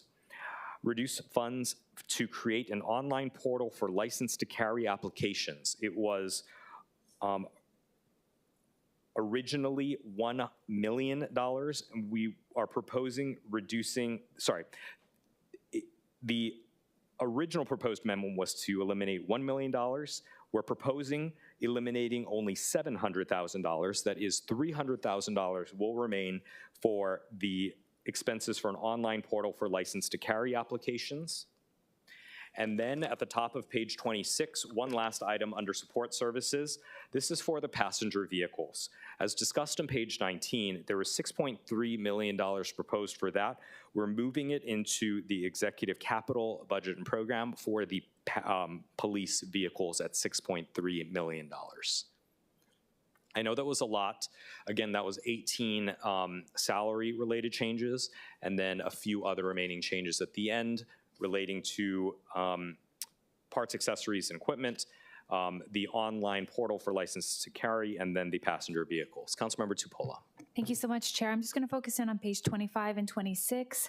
On page 25, Major, I'm looking at the parts and accessory equipment, and I'm not sure if that's related or not to page 26 for the passenger vehicles. But my first question is just in regards to, there's probably a reason why some of the passenger vehicle amounts are in operating instead of capital. Is there something that you can share with us? Because we know that there's a lot of vacancies and we're going to try to conserve money because of vacancies, but we don't want to affect any of the vehicles that officers need or the upkeeping of the vehicles. So do you have any thoughts on that? Is this in relation to the 51,000? Yeah, so there's one on page 25 for 51,000. And then on page 26, it's suggested that we move the $6.3 million into capital. I know for the acquisition of some vehicles that it requires us or allows us to use capital, but is it in the operating because there are other expenses that are kind of more revolving that we need to access within a year that should remain in operating for the vehicles? And if so, what would that number be? Okay, Councilmember, so let me clear up the 51,000. Thank you. So even though they're in the same support services activity, within that activity, that 51,000 was to go to the communications division. And the reason for those funds were to buy office chairs because the dispatchers use the chairs on a 24-hour basis. They're constantly being used at the workstation. So it's not related to the purchase of vehicles. Oh, so the 51,000 is for dispatcher chairs. Yes, that is correct. We know that the dispatchers actually do need good chairs, so maybe we can circle back. You guys are probably asking for this back if this is for dispatchers, correct? Yes, and that there's so many chairs that we have to replace. It's probably going to be a yearly plan. Okay, and Not then everything can at you once. address page 26, and then I'll come to my second question. So my question was about moving the passenger vehicle expense into capital. Is there some that you need to remain in operating, and is there a reason? So my understanding is initially, as this happened last year, so just to kind of go back, where the vehicles were put from the mayor's budget in equipment in operating, and it was switched to CIP. But under CIP, it was primarily for the purchase of vehicles alone, no parts or anything like that. And during this fiscal year, when we were undergoing the procurement, we were told that we couldn't use CIP to purchase the vehicles. It had to be in operating. So that's why for Resolution 2553, the other week, I came here and we moved funds from our cost savings and salaries to fund the cars in the equipment. So with the equipment, my understanding is we can use it for the purchase of cars, but along with the purchase, it can be used for other parts as well. Okay. But primarily, it's for vehicles. But if it does move to CIP, I have to defer to BFS as to the reasons why of the funding. But Okay. if we're told, once again, this upcoming fiscal year, we cannot use this money in CIP, then I'm going to be back with another resolution to try and find cost savings to fund in equipment. Right, right. We So- don't want the officers to not be able to access parts or Yeah. working vehicles, or especially if the motorcycles are outdated. So we can work on that, and I can ask the question to BFS at a different time. Last question, in regards to the portal for license to carry applications, I know that some of the movement that HPD did was because of a lawsuit, and I know that there were certain things required in order for us to get it out in a timely manner. I do think that reducing it to 700,000 is not bad, because there might not be a case where we actually expend the full 1 million in 1 year. But what is your thoughts on that particular line item, and you guys complying with the settlement and the rulings that you guys need to get done for this? So when we built the budget last year, that figure was kind of middle of the road. It could be lower, it could be higher. So we're gonna, for this project, whatever funding we can get, we're gonna go forward with the project. And if unfortunately there's overruns, we're just gonna have to find out how to make it work. So it's unaware what the cost will be then? It is. It Okay. depends on the procurement. Okay. Because we don't know at this point what bids will be coming our way. Okay, And- thank Oh, you. I'm sorry, could I go back to the last question real fast? Sure. So in terms of the operation and maintenance of the vehicles, this category C equipment, that's for the purchase because of the cost. But in terms of the day-to-day, that comes from the current expense. So this money being moved or whatnot will affect the operation of the vehicle maintenance section to keep the cars running. Yeah, I definitely don't want that to affect you guys, Yeah, so. that would be a separate character of expenditure. Okay, yeah, thank you for your detailed responses. Thank you, Chair. Thank you, Chair Waters. Thank you. Thank you, sir. So HPD went from last year's 649 vacancies, I'm talking uniform officers and civilians, to 675 vacancies. What do you attribute that to? I mean, why aren't you able to fill these vacancies? It's going in the opposite direction, right? You're getting more vacancies than you had last year. So one explanation I can offer is that in terms of uniform vacancies, our vacancies go down when a position gets filled. So when an officer gets hired to recruit school, it doesn't affect the vacancy count. They enter into the recruit pool that extends to their graduation to when they enter field training. to fourth watch. The vacancy will only go down at the point they receive their first assignment when there's a personnel movement. So in that sense, from the time a person applies and goes through their background check, it could be over 2 years before that person actually does hit the road and hit the vacancies. Okay. So in that respect, the vacancies we're clearing out now that moved down, that's from a process that happened years ago. The So- 675 vacancies represents $48,314,159. Are you aware of that? Yes, it's a large sum. Yeah, 48,000. So while we did make some cuts to HPD, and it sounds drastic as Budget Chair read them all, but really we're only reducing that by 14,079,876, which leaves you in your budget in the vacant position fund, you still got $34,234,283. And might I propose, take some of that money and go buy the vehicles with it. You know what I'm saying? Just like we're moving money to allow you to do that, let's just take the vacancy money and use it for your priorities, that what you need. And then, of course, keeping some money in there for when you do fill these vacancies. So in terms of the total amount, the figure of the amount being lapsed, it does go up because our budget goes up every year. But in terms, we actually look at it in terms of percentage.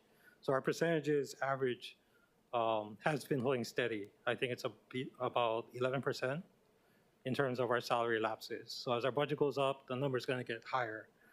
But we rely on, because of our shortage, the numbers you mentioned, there's a lot of positions that are essential positions, especially the non-sworn civilian positions, because they're very technical positions and they need to be done. And if there's no one in there, then somebody else has to be doing them. And that's going to create like a double work. So either we have to temporarily assign them into that position, or we're going to have to pay the overtime in order for somebody else to do it. But the work's got to be done. So. No, understood. But we're still leaving $34,234,283. And correct me if my numbers are wrong, but you're still going to have over $34 million that you could use to fill these positions. And again, we're just reprioritizing, right? If these positions have been vacant for a long time, just reprioritizing it. But I just want to make that point. While it looks bad, wow, we're cutting so much from HPD, we're still leaving over $34 million for these vacant positions to be filled, which is quite a bit, wouldn't you say? I understand. Thank you for your comments. Okay. And again, correct me if my numbers are wrong, because we want to make sure we get this right. It's important. And you know, we do not want to defund the police. That's not what we're doing here. We're just trying to find savings. And again, maybe we can find savings to use here for the vehicles instead of going to CIP. Just a thought. But appreciate you very much. Thank you, Chair. Thank you. Members, any other questions on the support services side? Councilmember Cordero. Thank you, Chair. Hello, thank you very much for your responses. I do have to note that in support services, that Resolution 25-53 that we just adopted this month did have $4.275 or $4,275,000. And that went from salaries to equipment. And so, as well as $600,000 to support services, which also came from salaries in administrative services for support services division. So we know that it mentions salary savings in your description as to why you made that change, but that transfer alone shows how much is left in salaries that the council and this budget committee and this body is approving at the end of close to the end of each fiscal year. And this happens time and time again. So we really wanted to be able to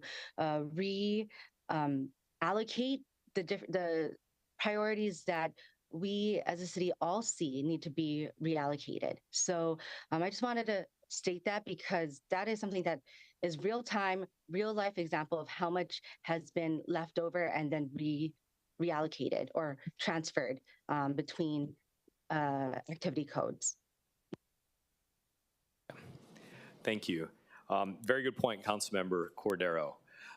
Members, any other questions on this activity, which is the support services? I again just want to echo what Chair Waters has mentioned. The intent here is to make cuts to long-term vacancies. We heard from other departments earlier in this hearing that they've been undergoing a process to reorganize the departments, to really re-examine these long-term vacant positions, whether they're needed or not. And I think that this is a message from the council that we would like to encourage the more departments to undergo this exercise. I'll note that these vacancies, these long-term vacancies, year after year after year, continue to get collective bargaining increases year after year, and that locks up more and more and more money that we can use for other things if the departments were right-sized. So why don't we continue on page 26 to the administrative services activity within HPD. Starting at the bottom of page 26, this is to reduce funding for salaries for Metropolitan Police Corporal. We are going to be accepting this and consolidating them with the next 5 amendments to amend the description to reduce funding for salaries. This is for $85,464 for Metropolitan Police Corporal. On page 27, reduce funding for salaries for Storekeeper 1, $41,808. Reduce funding for salaries for Accountant 6, $76,788. Reduce funding for salaries for Police Psychologist 1, $71,016. Reduce funding for salaries for Police Psychologist 2, $76,788. Reduce funding for salaries for Police Psychologist 3, $109,704. Reduce funding for current expenses for educational, recreational, and scientific supplies at $75,000. And then the last one in administrative services, top of page 28, is reduce funding for current expenses, other services not classified of $11,860. Any questions on the administrative services items here? Okay, seeing none, I do want to make just one other edit. For some of these other services not classified, for the departments that want these funds back, I would just really appreciate some level of detail to these descriptions. I understand there's contingencies that come up. I understand that there are things that are miscellaneous. I'd just like to know kind of what some of these things are so we can weigh them. There are some departments that provided some descriptions also that didn't quite make sense. So going back to something Councilmember Tupola brought up with the $51,000 for equipment, the description listed 30 chairs. That comes out to $1,700 per chair. I don't think that's actually the case, but if the description had said 60 chairs at $850, I would probably say that's kind of expensive, but they use them a lot, so be it. And so I think it's important that the descriptions match the intent. Okay, so any questions in administrative services through the middle of page 28? Okay, seeing none. Now onto the inspection side of the Department of Permitting and Planning. This is protective inspection under the building activity. We're proposing reducing funding for salaries for an office assistant 2 at $37,872 and reducing funding for 2 senior building inspector positions at $123,768 and making the corresponding changes to the description to reduce funding for salaries for that total amount. That's on page 28. And then continuing on to page 29, continuing under DPP, reduce funding for equipment. For travel expense intrastate, which was under equipment for, reduce travel expense for intrastate at $51,170. Any questions for those 3 proposed amendments to the building side of DPP? Seeing none, moving on to DTS. DTS, starting at the bottom of page 29. Under transportation engineering, we're proposing adding positions and funding for traffic engineers and traffic study crew. As you know, many of the requests that we get are for traffic studies. We're going to accept this 5 positions, $612,600. On to page 30. That is it for DTS under Transportation Engineering Traffic Control. Any questions for the DTS? Councilmember Tupola. Thank you, Director Morton. Then after this is ocean safety, and I see Kurt Lager back there. Aloha, Roger Morton. Aloha, Director. Nice aloha shirt. My question was about this specific addition. I just wanted to know, would this be specifically in regards to speed bumps needed near schools, or would this just be in general, you guys need more people in this division for our traffic studies? Could you go ahead with what this might be used for? This was a council ad, obviously. It was for our traffic survey crew. Respectfully, we don't really think we need the position. I know we got backed up during COVID on traffic surveys. We also get backed up because we don't do them during the summer when traffic is not normal. But respectfully, we don't think that we could program 5 more people. Okay, thank you. I just wanted to know that because I do think you guys do a good job for our traffic study. So, we'll talk with Chair, see what we can recommend, because I know that maybe it's just that this needs to be addressed in some areas. So thank you, Director. Thank you, Chair. Thank you, and I think that's a very good point. If DTS doesn't think they can program this, but the council feels traffic safety is important, perhaps there's some other use for this $612,000 that could actually be utilized to make things safer. Okay, any other questions on the DTS? Okay, moving on to page 30. And members, this whole packet here is 59 pages, so we're about halfway through, which is great. For ocean safety, page 30, this would add we're proposing to add a position for ocean safety at $89,820 for an Info Specialist 1 position. We are adding funding for current expenses for yellow foam rescue tubes at $10,000. Adding funding for current expenses for a communications campaign of $100,000. On to page 31. There's one more thing, which is a proviso for $10,000 of at least $10,000 out of equipment shall be appropriated to provide storage containers at Kalanianaole Beach Park in Waianae. That's $10,000. Members, any questions on the ocean safety additions? I think they're the only ones that have gotten additions.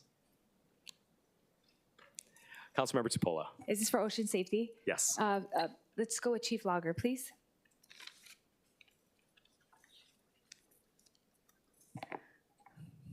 Hello, Chief. Hi, good morning. Good morning. My quick question was, I added in the container for Kalanianaole. We had been going back and forth with this on years, so it's not like a new thing, but I just want to make sure that if I'm putting this in, it's something that you can support and that we can actually just get it and install it. So go ahead. Yeah, thank you. Kurt Lager, Honolulu Ocean Safety Director. That's news to me. I didn't know that we've been trying that for years, so thank you for pointing that out. Yes, I do think it's something we can do. I was talking to our lifeguards over at the beach park when we were there last week, and I didn't realize that we're actually sharing storage space over there right now. So I think it's something we definitely can accomplish. Okay, thank you. Because I even got it donated, but then it got deferred, or someone said, oh, we don't need it. We just need to all be on the same page. We need it. Can we please just get it? It's a container. I think it would be better than trying to stuff it in the DPR closet. So thank you, Chief. Yeah, we've got a pretty good system on getting those now. We've been successful other places, so I think we can do it fairly quickly. Okay, thank you. Thank you, Chair. Yeah, thank you. Members, any other questions on the ocean safety additions? Okay, moving on to the Department of Emergency Services. On page 31, we're going to be proposing reducing funding for salaries for the Chief of Emergency Medical Services position. That's $126,936, and making a corresponding change to the description. We are also going to be accepting the proposal to add a proviso that at least $572,349 out of salaries shall be appropriated for an advanced life support team at the Maunawili Ambulance Substation, including 1 supervisor 3 paramedics, and 2 EMTs. And to close out the Emergency Services Department on page 32, there's a proposal to add funding for current expenses and at a proviso that at least $150,000 out of current expenses shall be appropriated for medical supplies, meals, night differentials, and rent for the Honolulu Ambulance Substation, and we'll be accepting that. Councilmember Kiaina. Chair, first of all, thank you so much for these provisions relating to Mauna Wili. As I stated in previous hearings, this is not just going to be helpful to the windward side, but because of its location, it's going to actually back up Honolulu. So on page 31, if you don't mind, when I filled out my worksheets, I inadvertently did not state 6 positions. So I'm recommending an oral amendment on page 31. The last item, it should read, add funding for salaries for 6 positions, period. Okay, and that would strike the specific ones and just give them some flexibility. No. It would be 6 positions specifically. Yes, it needs to say 6 positions. So that would be the only thing that I would modify. Right now, it reads add funding for salaries. I should have said for 6 positions. Okay, and we'll be adding, okay. That's it. We'll note that down, and we will pick that up when we get to the end and do the overall amendments to the bill. Thank you. Members, any other questions on the EMS items on page 31 and 32? Councilmember Tupola. Dr. Ireland, please. Oh, Deputy Santee.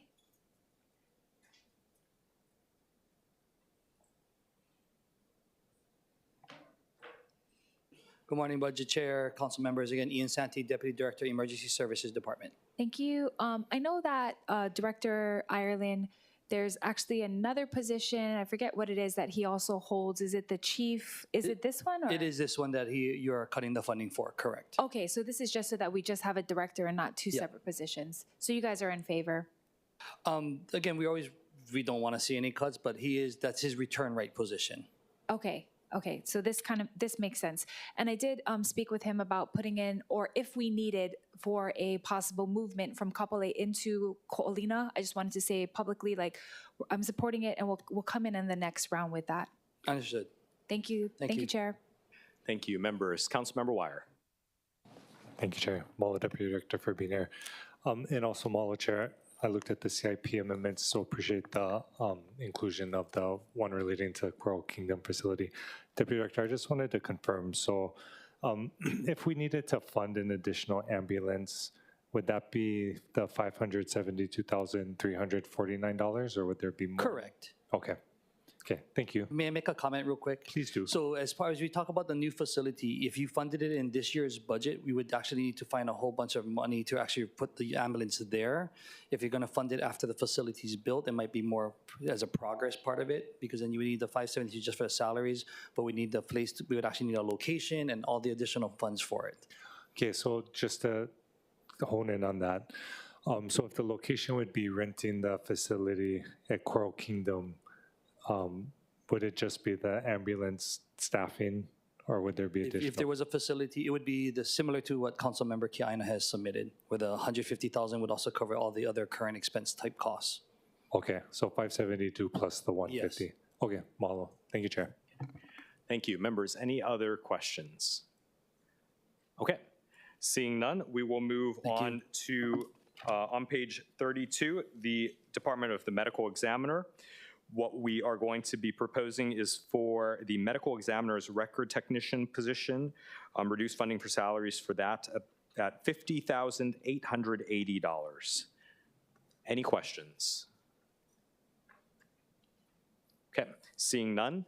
Page 33, this begins the Department of Facility Maintenance. We'll start with the Highway, Streets, and Roadways program and the activity of administration.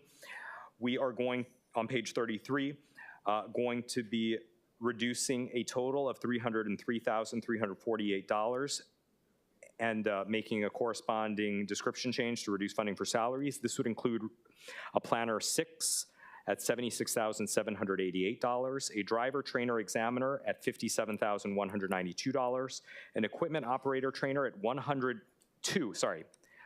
Let me restart that. Reduce funding for salaries for 2 equipment operator trainers at $114,384, and reducing funding for salaries for a public works investigator 1 at $54,984. That's page 33.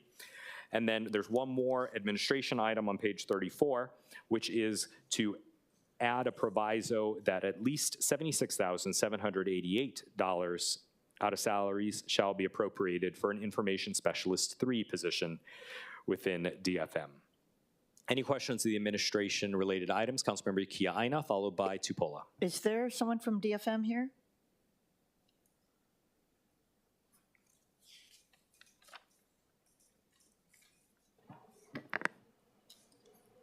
Councilmember. Aloha, Director. Aloha. I just want to make sure, when we were working with Office of Council Services, they were the ones who recommended where to put this public information officer. I want to make sure that this is not going to preclude that person from servicing all of DFM, because for me, stormwater management is a big deal, yeah? And I just want to make sure that this position would be able to service all of the department. That is the intent for the PIO position. However, we are trying to reevaluate or evaluate the position in terms of having enough tasks and responsibilities for the entire department. Currently, the Stormwater Quality Division does have a public outreach position.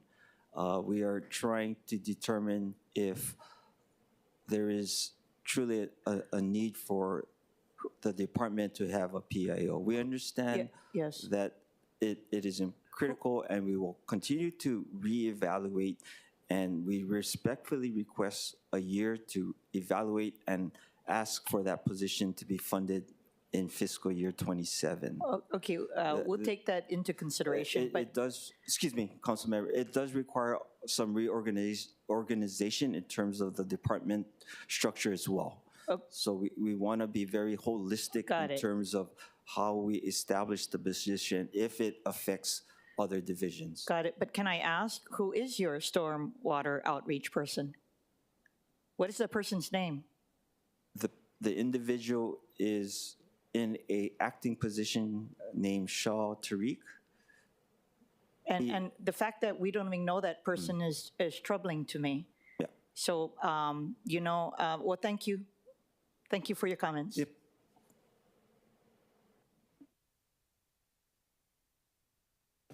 Councilmember Tupola and then Okimoto. Thank you, Chair.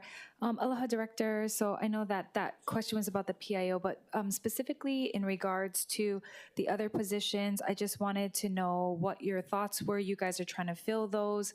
You know, I know on the other ones you said that you needed 1 more year. So what is your thoughts? We certainly are making progress with respect to these positions. The planner position is part of our engineering group. It's critical that we have a planner in terms of its ability to master plan. It is my personal aspiration to establish the engineering group to allow us to manage the minor renovation projects under our charter. Currently, we rely on DDC to facilitate that, but we are making strides in getting those technical positions in terms of its engineers, and the planner is another position as well.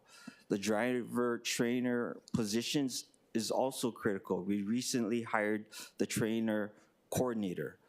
We took a strategy to ensure that we place the person on top to determine how to reestablish that program in terms of developing the training required for our staff to get the proper certifications when it comes to driver training and equipment training.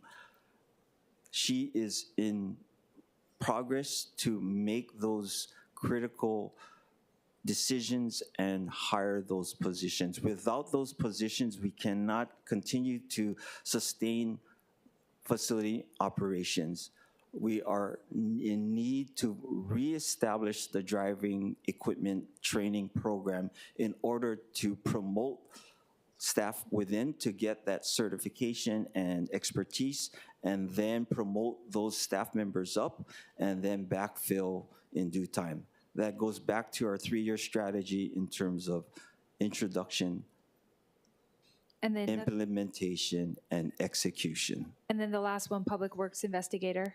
We are currently reallocating that to a HR 5 position. We have determined that it is critical that we have additional human resources support in order to be able to hire more effectively the critical divisions. In this case, it is roads maintenance as well as public building and electrical maintenance. Yeah, I guess the question, maybe take some time to think about this, but we are suggesting a budget for 1 year. So if you're not sure that these can happen, so the one that I heard that I think is maybe in the works is the driver trainer, because you said you hired the coordinator, now the coordinator is hiring the trainer. So that sounds like this could happen soon. The other two sound like the establishment and the change of position may take longer.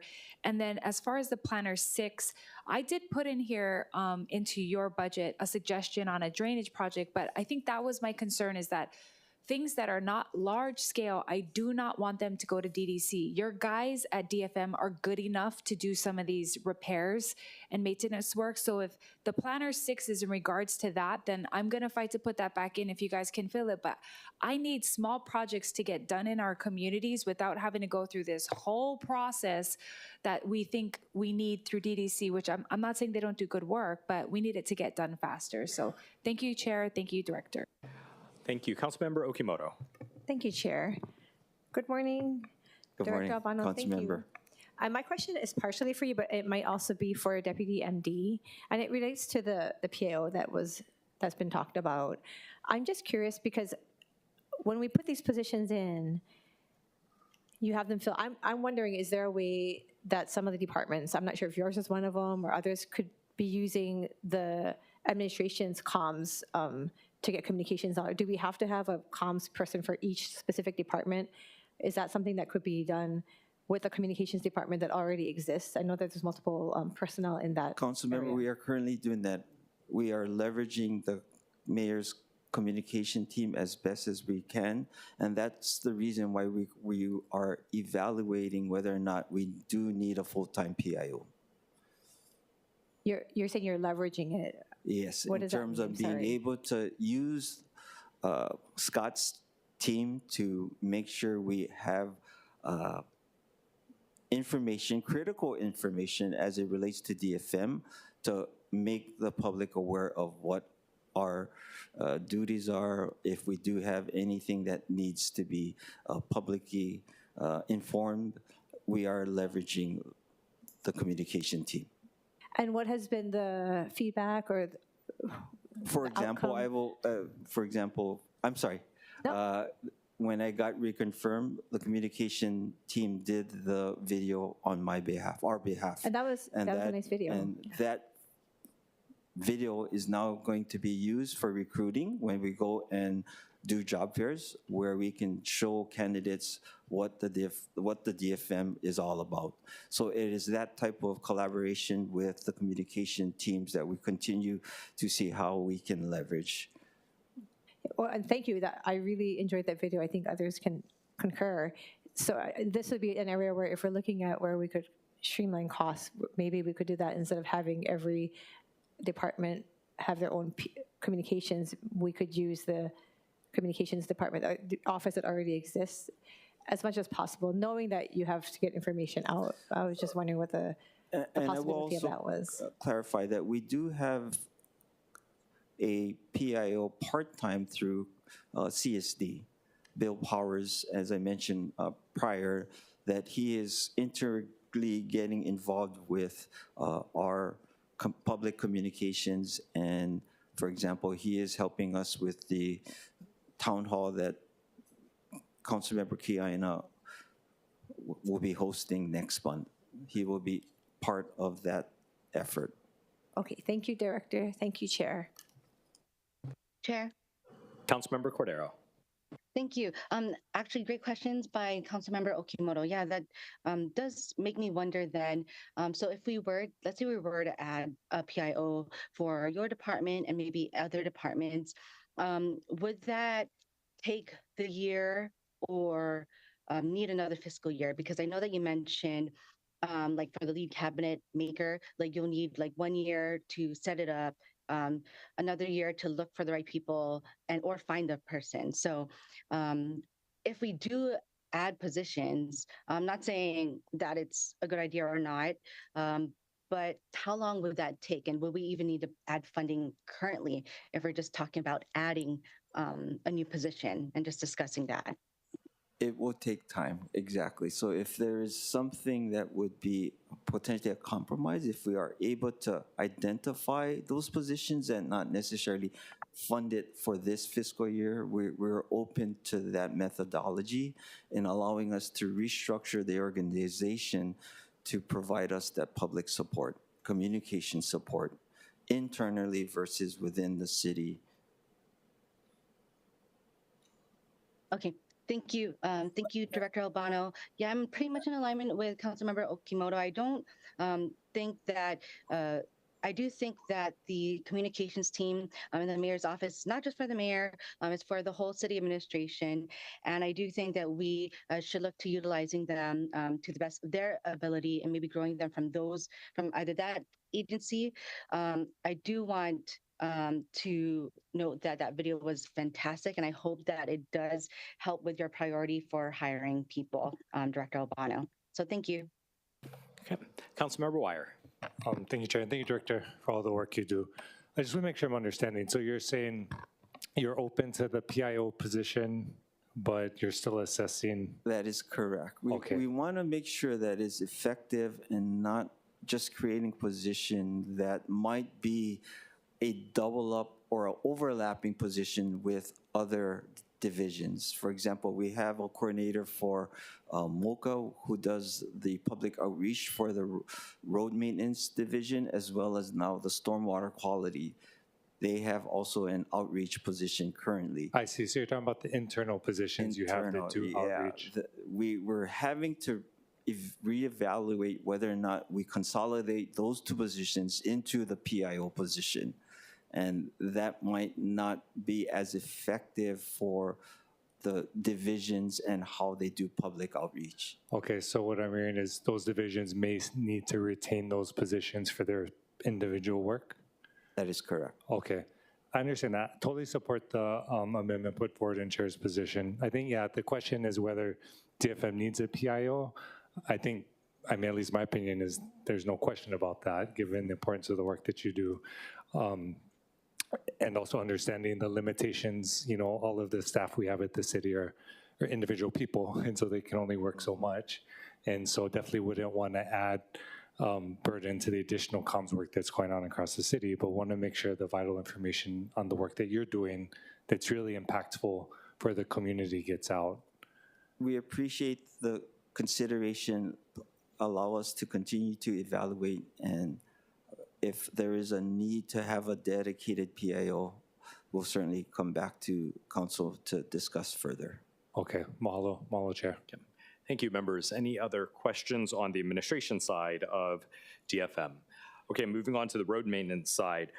This is going to take us to page 34, 35, and 36. Page 34, there's a proposal to add a position and funding for a laborer 1 for stream maintenance. Specifically 5 positions at $253,200. We're proposing to amend that and make a clarifying amendment to the description. So that's an addition. The next several are reductions of funding, starting with reduction of funding for salaries for 3 crane operator helpers. That totals to $169,020. Funding for salaries for 2 heavy truck driver 2s, $126,864. On page 35, a reduction in funding for salaries for construction equipment operator 1, $67,896. Reduction of funding for salaries for 3 construction equipment operator 2s, $211,428. Reduction of funding for salaries for 2 senior crane operators, $151,704. Then at the bottom of page 35, reduce funding for current expenses for street resurfacing of $8 million, but this is going to be moved to the capital side. So we'll see that in Bill 23. And then at the top of page 36, there is a proposal to add funding for homeless services for WBIDA, that's the Waikiki Business Improvement District Association for homelessness services, of $150,000, and then add funding for current expenses to expedite maintenance of city-owned streams at $250,000. Those are the proposed amendments to the road maintenance activity within DFM. Any questions? Councilmember Tupola. Thank you. Director Albano? My quick question is about the stream maintenance. So we have the 5 positions and then as well the 250,000. So it is a concern, I'm sure, for Chair Waters as much as everybody else who has a stream. I mean, I have a stream that I'm constantly asking to get fixed. So it's going better. It's the same. You're good with these 5 positions. You can fill them. Could you update us, please? We are doing better. Going back to the statement I made earlier, we hired the trainer coordinator. With the coordinator, we are able to then hire the trainers. From those trainers, we will then be able to fill the positions that are being requested to be defunded. Therefore, it goes back to our strategic strategy to put the key positions in place and then strategically hire these critical positions in order to maintain the streams in a timely and more effective manner. So this one, the addition of 5 labor stream maintenance ones, where on this road maintenance are we cutting that you're trying to fill?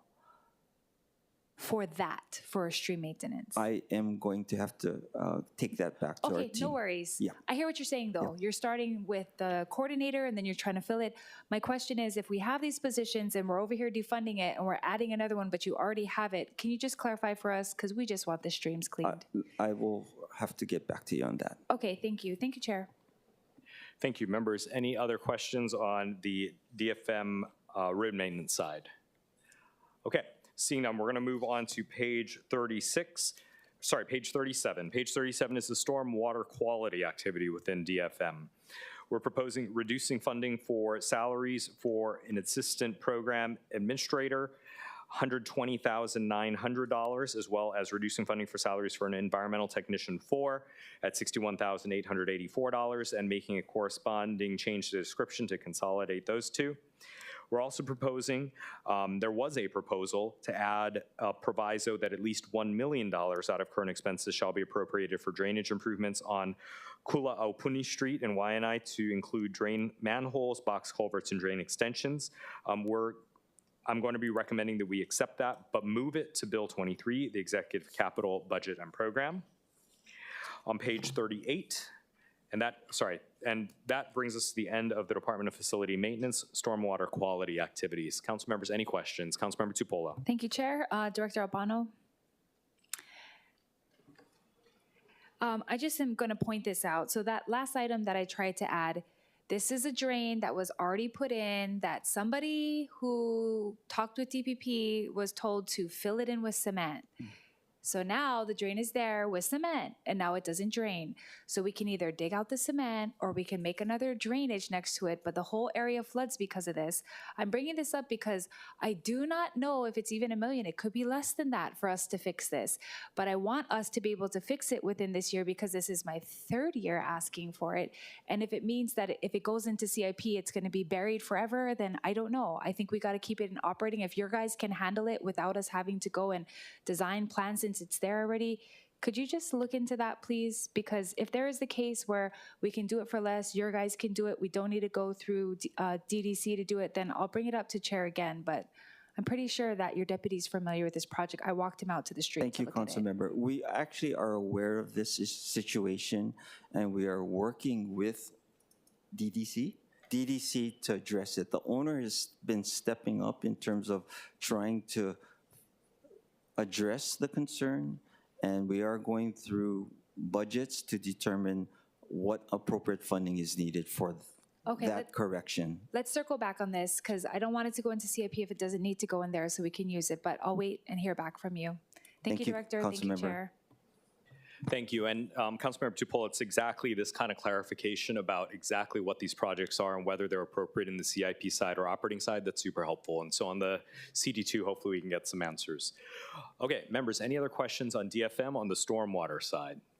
Okay, seeing none, we're going to move to the next section, which is from pages 38 to 52. These all pertain to ENV, the Department of Environmental Services.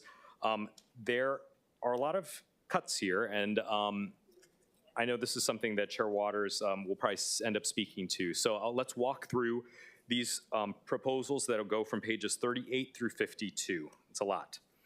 So starting on page 38, we're proposing, there was a proposal to reduce funding for current expenses, travel expenses of $59,500, but to accept that, but split the amount with the next two amendments, which are on page 39, and change the character of expenditure and description to read reduce funding for current expenses for OC 3212, travel expense out of state. That's a reduction of $31,000, $31,500, $24,500, and $3,500. That's page 39. On page 40, reducing funding for current expenses for transportation of $30,000. This is for the description of transportation of things. In the middle of page 40, this starts the administration portion of ENV. We're proposing reducing funding for salaries of $220,488 total, making a consolidated description amendment. This is for a management analyst 4 at $63,096 and an asset manager at $86,376. On page 41, reducing funding for salaries for a fleet coordinator at $71,016. The next one is reducing funding for current expenses for travel expense for out of state, reducing that by $35,000. And then at the bottom of page 41, making a proposed amendment for vacancy salary savings of $7,537,944 and making the description read add funding for current expenses from vacancy salary savings. This description is important so that we can later proviso this for sewer fee offsets. Pages 42 to 52, there's a lot of vacant position cuts. So this is reducing funding for salaries for civil engineer 5, $92,952, sanitary chemist 2, $58,296, and then reducing funding for current expenses, transportation of things, $100,000.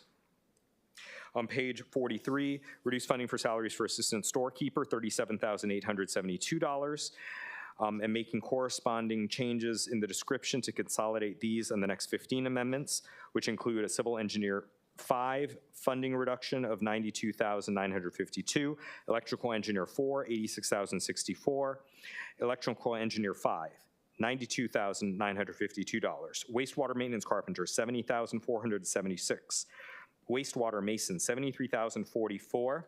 Onto page 44, wastewater 2, wastewater collection system repairers, $140,952. Wastewater collection system supervisor 1, $78,792. Wastewater collection system inspection supervisor 1, $78,792. Mechanical repairer, $67,896. Lead mechanical repairer, $72,048. Construction equipment operator 2, $70,476. Civil engineer 8, $126,936. Top of page 45. Reduce funding for salaries for 2 cesspool workers, $112,680. Cesspool pumping equipment operator 1, $67,896. Cesspool pumping equipment operator 1, $67,896. In the middle of page 45, reducing funding for current expenses, $400,000. Reduce funding for current expenses for rentals of motor vehicles, $87,000. On to page 46. Reduce funding for salaries for civil engineer 4, $86,064. Reduce funding for salaries for 8, civil engineer 5, which is $743,616. Drafting Technician 5, $52,908. Drafting Technician 6, $57,192. Supervising Drafting Technician, $64,248. 4 salaries of Civil Engineer 6, which is $401,568. These are going to be consolidated along with several other amendments to be found on page 47. Starting on page 47, Electrical Engineer 4, $86,064, Electrical Engineer 5, $92,952, Mechanical Engineer 4, $86,064, Mechanical Engineer 5, $92,952, Structural Engineer 5, $92,952, Engineering Support Technician 3, $57,192, Engineering Support Technician 2, $52,908. On to page 48. Reduce funding for current expenses of $160,000 for engineering and architectural services. Reduce funding for other services not classified of $95,000. Within treatment and disposal, reduce funding for salaries for computer programmer 2, $53,940, and make corresponding changes that consolidate the next 23 amendments, which will be found starting on page 49. Wastewater, electrical, and electronic superintendent, $86,376. Wastewater mechanical maintenance superintendent, $86,376. Electrical engineer 5, $92,952. Wastewater plant engineer 1, $69,408. Wastewater plant engineer 2, $92,952. Carpenter cabinet maker, $70,476. Lead carpenter cabinet maker, $74,604. On to page 50, wastewater plant maintenance mechanic, 2 of these salaries totaling $151,704. 4 wastewater plant maintenance supervisor 2s, $363,024. Senior power mower operator, $55,740. Reduce funding for salaries for 4 wastewater treatment plant operator 4s, $314,448. Wastewater heavy truck driver, $67,896. Reduced funding for salaries for 4 assistant wastewater treatment plant operators, $253,728. Reduced funding for salaries for 4 wastewater treatment plant supervisor 4s, $377,760,000. 2 more pages, guys. Page 51, reduce funding for salaries for 5 wastewater treatment plant district supervisors, $502,920. Assistant waste regional superintendent, $99,468. Office assistant 2, $37,872. Wastewater maintenance production superintendent, $78,144. Reduce funding for salaries for 4 plant electrical/electronic equipment repairer, $303,408. Lead wastewater plant maintenance mechanic, $80,328. Reduce funding for salaries for 5 wastewater treatment plant operator 3s, $379,260. And then on page 52, and this is the last page of the E&V section, reduce funding for salaries for wastewater treatment plant worker, $56,340. Reduce funding for 2 wastewater treatment plant operator trainees, $112,680. And then reduce funding for current expenses for supplies not classified of $125,000, and reduce funding for current expenses for rentals of motor vehicles, $135,400. Okay, that was a whole lot from ENV, and perhaps Chair Waters can discuss why there are so many of these proposed reductions for long-term vacancies within the ENV department. Thank you so much. It's the same argument that I've been making all along. You'll note that we didn't take money from the sewer fund because we're actually trying to put money back into the sewer fund. But you know, ENV does have a lot of vacancies. I appreciate that and the struggle that they do have in filling them. But again, as I mentioned, this is just for 1 year. And, you know, if you actually absolutely need that money, we can put it back in. But I do want to note, and I'll mention it at the end, if you take all the vacant positions for the entire city, that is $146,193,748. Let me say that again. I'll round it out. 146 million. All these cuts total to 24.5 million, which leaves $121,595,260 that the administration can use to fill these vacant positions. Again, it sounds like a lot, but when you actually dig down deep, right? Again, there's over $146 million in vacant positions out there. We're only touching a fraction of them. And again, it's to help defray costs from the sewer bill for our local residents. We're utilizing money that's already there, sitting there, not used, lapsed even. So that's the idea. Thank you for the opportunity to further explain that. Okay. Thank you. Councilmember Cordero.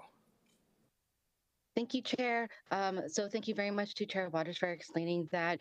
I do have a clarifying question because in addition to the certain vacant positions that we can be taking from, we also need to really get a handle on these procurement issues, which as it relates to equipment, because I did have a recommendation to remove $8 million from ENV's equipment and move it to CIP as well.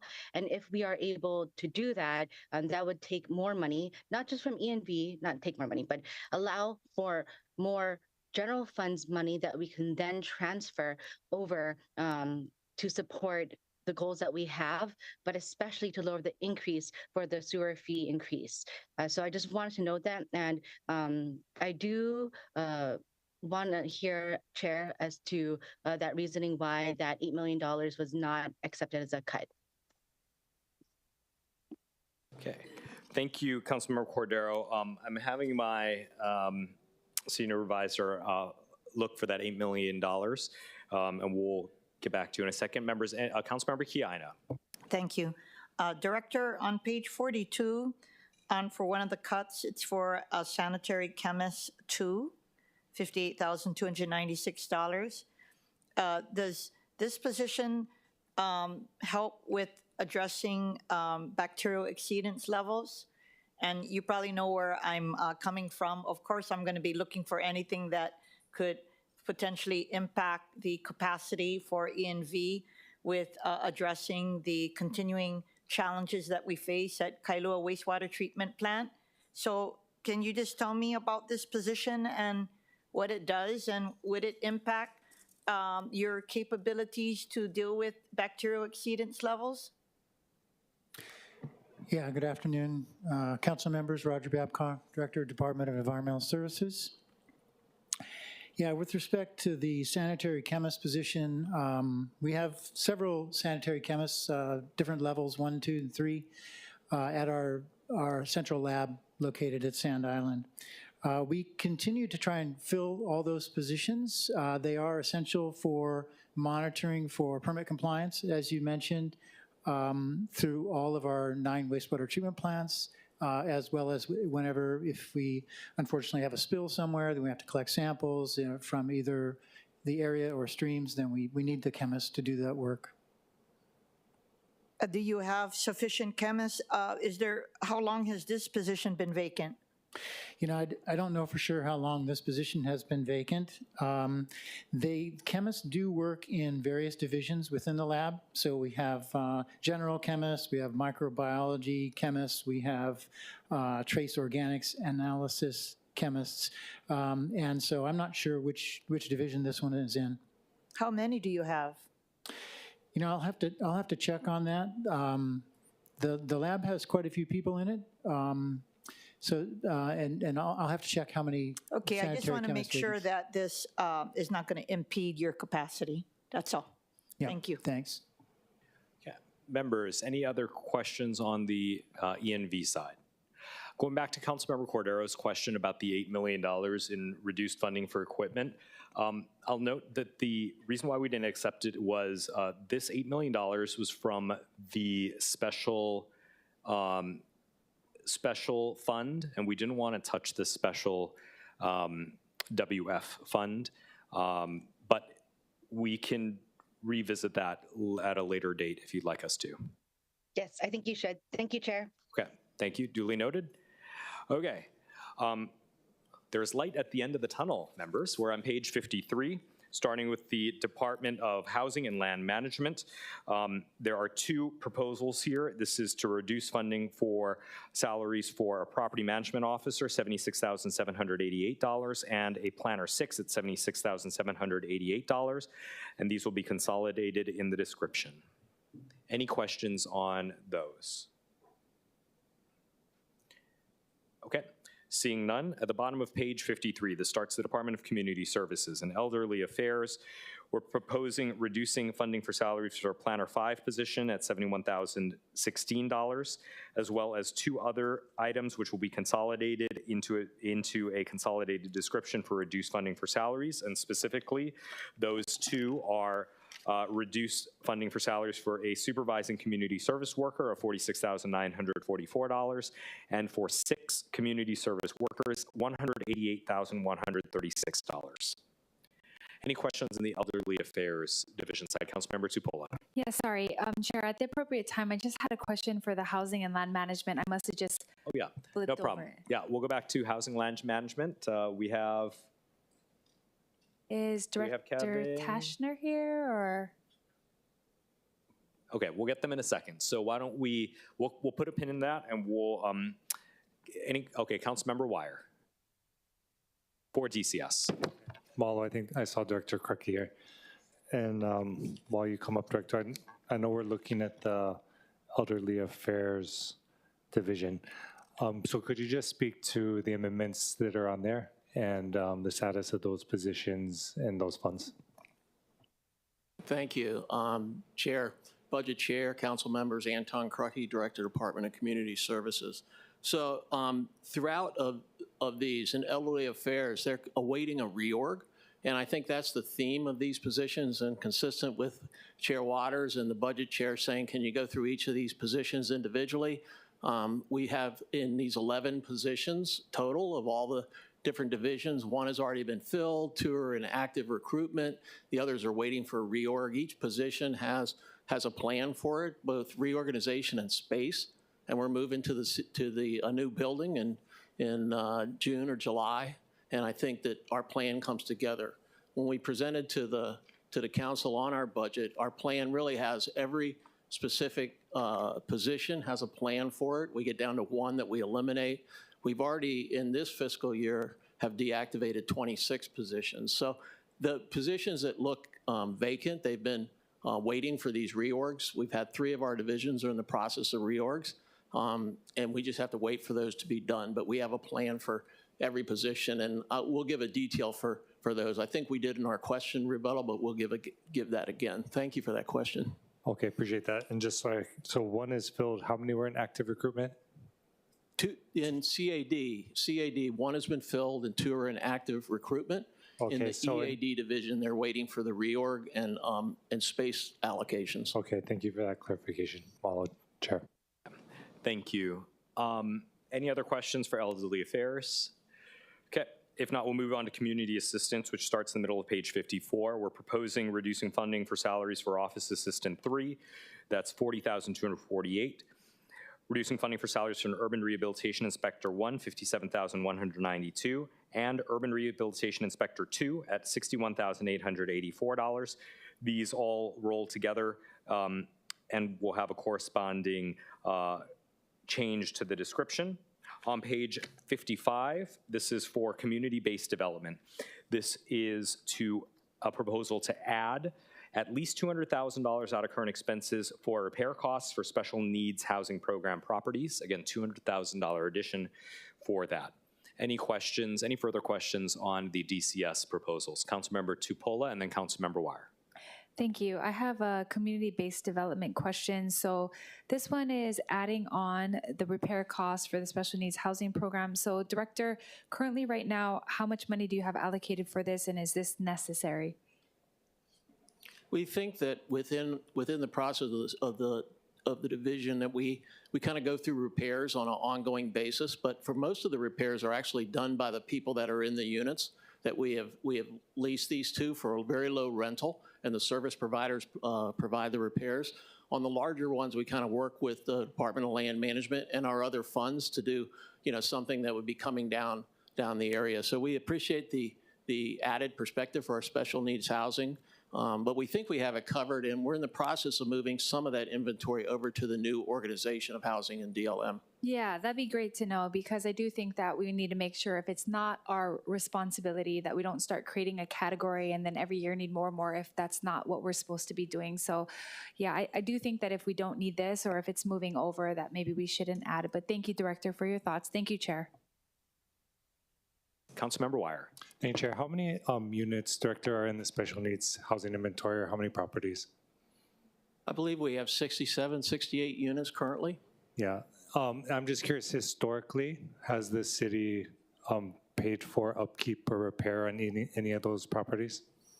It really would be in an isolated case, maybe if the building had a functional issue, and then we'd work with DDC and work out what needed to be done. But on an ongoing maintenance basis, the people habitating the house, they take care of the maintenance. Okay, that's interesting, because I agree that under the lease terms, right, that's part of the program, right? There's a lease requirement that they're doing upkeep.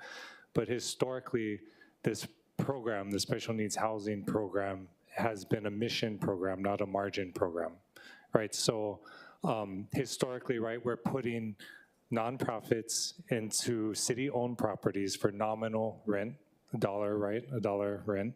And the purpose of that is that's the city's contribution to making these programs be able to succeed. And you were looking at housing for at-risk youth, folks with SMI, severe mental illness.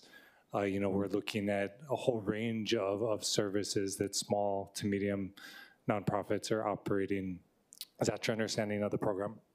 Yes, that's correct. I think the term we like to use is that we can measure out a lease in terms of social capital, which is, as you said, the contribution that the city is making for these services to be delivered. Yeah, and historically, maybe, other administrations or other directors, I know each has their perspective, but historically my understanding was that the city did often look towards supporting these properties, particularly through maybe use of CDBG funds or other types of revenue. When we're looking at just the city obligations, like I can think of just, for example, the improvements that are needed at the Rise property with the cesspool conversion, right, to comply with all the legal requirements. That alone is going to be a couple $100,000. And so when we're talking about whether $400,000 is sufficient every year, I know historically when we look at past obligations, I think the expectation, would be that at least doing $500,000 to these types of improvements.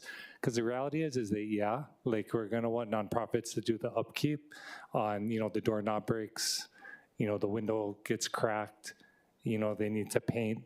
But when we're talking about the long-term maintenance of these buildings, I mean, if we're acknowledging that, we're doing a nominal rent because that's our contribution to keep these nonprofits going, otherwise they wouldn't be operating, I think we have to kind of have some wiggle room in understanding that if this is a city property, in city inventory, when we're talking about repairs that go into the hundreds of thousands of dollars that extend just from the age of the building, I think there should be an expectation, given that this is a mission program and not a margin program, that the city's going to step up and make those improvements, because otherwise we're going to end up with just facilities that are closed down, right? And that's not going to serve us very well at all.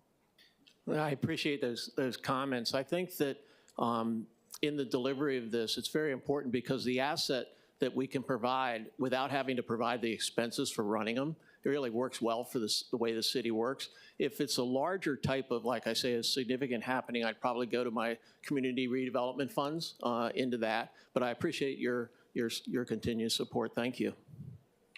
Okay. Councilmember Cipolla. Thank you. Yeah, Director, thank you for your thoughts. I do think that those facilities, I have a few actually in my district, right, that we're not responsible for upkeeping them. I know that for a fact, Kealoha West has it written into their contract that they have the funds and the grant money to take care of them. But I do think that that's a whole nother thing if we start taking on the maintenance of these buildings, knowing that the grant money was given to take care of that. We're not in charge of cesspool conversion. We're not in charge of these things. And I know that for the nonprofits, that's the risk they take when they get into these agreements and they agree to those risks. I mean, we have the 8 houses in Makaha that actually are being rented out and they're doing really well. But Kealoha West knows that they have to kind of maintain that with their tenants, discuss with them those, details about how they upkeep it. My quick question on community assistance was for the office assistant, urban rehabilitation inspectors. Director, these ones have been vacant for a while. Are you not intending to fill these? Excuse me, the urban rehabilitation inspector 1 has already been filled. Okay. And the other 2 are in active recruitment now. So our intention is to fill those positions. These positions are difficult to fill, but we've been able to do that. And they have a direct impact on our ability, the numbers of Section 8 vouchers we can process. How close are you with office assistant 3 and inspector 2? Well, it's in our plan to fulfill those last 2 positions before the end of this fiscal year. Okay. Yeah, I'm saying that because community assistance is huge for my district, and I don't want you to be shorthanded in this area. So I do think maybe putting these ones back if they're almost there, and especially the one that's filled already. So thank you, Director, for the clarification. Thank you, Chair. Thank you. Thank you, members. Any other questions for DCS? Okay. Hearing none, we're going to move on to the bottom of page 55, Department of Parks and Recreation. The proposal for the Department of Parks and Recreation under administration is to reduce funding for salaries for Office Assistant 2, $18,936. On page 56, under Urban Forestry Program, reduce funding for salaries for Landscape Architect 3, $76,788, and make a corresponding amendment to the description. Under Maintenance Support Services, there's a few amendments that we're proposing to accept. The first being reducing funding for current expenses for other services not classified of $200,000, adding funds for maintenance at Kuilei Cliffs Beach Park for current expenses of $100,000. On to page 57 for maintenance support services. The proposals relating to Herbert K. Pilila'au Community Park in Waianae at $5,565,000 for resilient park lighting installations, $500,000 for resilient park lighting installations at Kapolei Regional Park Skate Park, $1,650,000 for comfort station improvements at Kapolei Regional Park Archery Range, and $1 million for current expenses of parking lot improvements at Kalaneonole Beach Park in Waianae. All of these I'm proposing to move to the capital budget in Bill 23.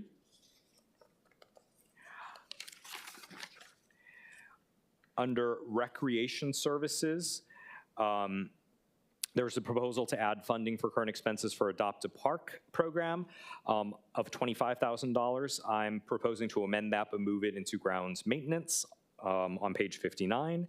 And at least, there was a proposal that at least $100,000 of current expenses be appropriated for the development of a pump track park in Waimanalo District Park. I'm proposing to accept that. Under grounds maintenance, there was a proposal to reduce funding for salaries for senior groundskeeper of $54,168, reducing funding for a tractor mower operator at $54,168. On page 59, reduce funding for salaries for groundskeeper at $50,640, and reduce funding for salaries for a swimming pool custodian at $56,340. And then for the remainder of page 59, we've already discussed these, and these are just the corresponding changes for the Adopt a Park program and equipment of $1.13 million that would be moved to capital. Questions for the Department of Parks and Recreation? Okay, seeing none, we'll move on to page. Chair. Oh, Chair. yes, Councilmember Cordero. Thank you, Chair. I just have a question, either for you or maybe for the department, if how the certain amount of funding that's dedicated per council district has been doing for the department, as well as expending the money and getting out the projects quick enough. It's on page 30.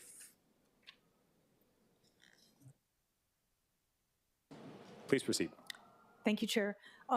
So for the budget year for fiscal year 26, there is funding in the budget for close to $300,000 per council member that would go into the maintenance support services current expenses. We would work with each council member in the upcoming year in the same way that we have in the current year, where we would come to you with a list of projects, work through which projects you folks would like to do, and then we would complete the projects and report back to you. If I may, I think some of the amendments would impact our abilities to be able to do that, and if I can just take a second to touch on that. There are a couple budget amendments in here that do address the maintenance support services funds that they have for current expenses, which would reduce the total amount that they have. And those are monies that they rely on for supplies, equipment rentals, and other things in order to do the projects that we work with you on through the council ads, and then just the general projects that we work with you on through a number of things.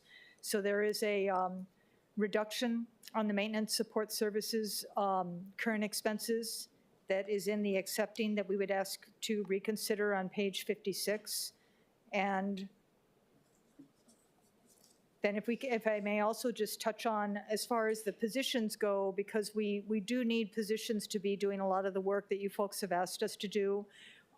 There is a elimination of the, or taking the salary for a landscape architect 3 position.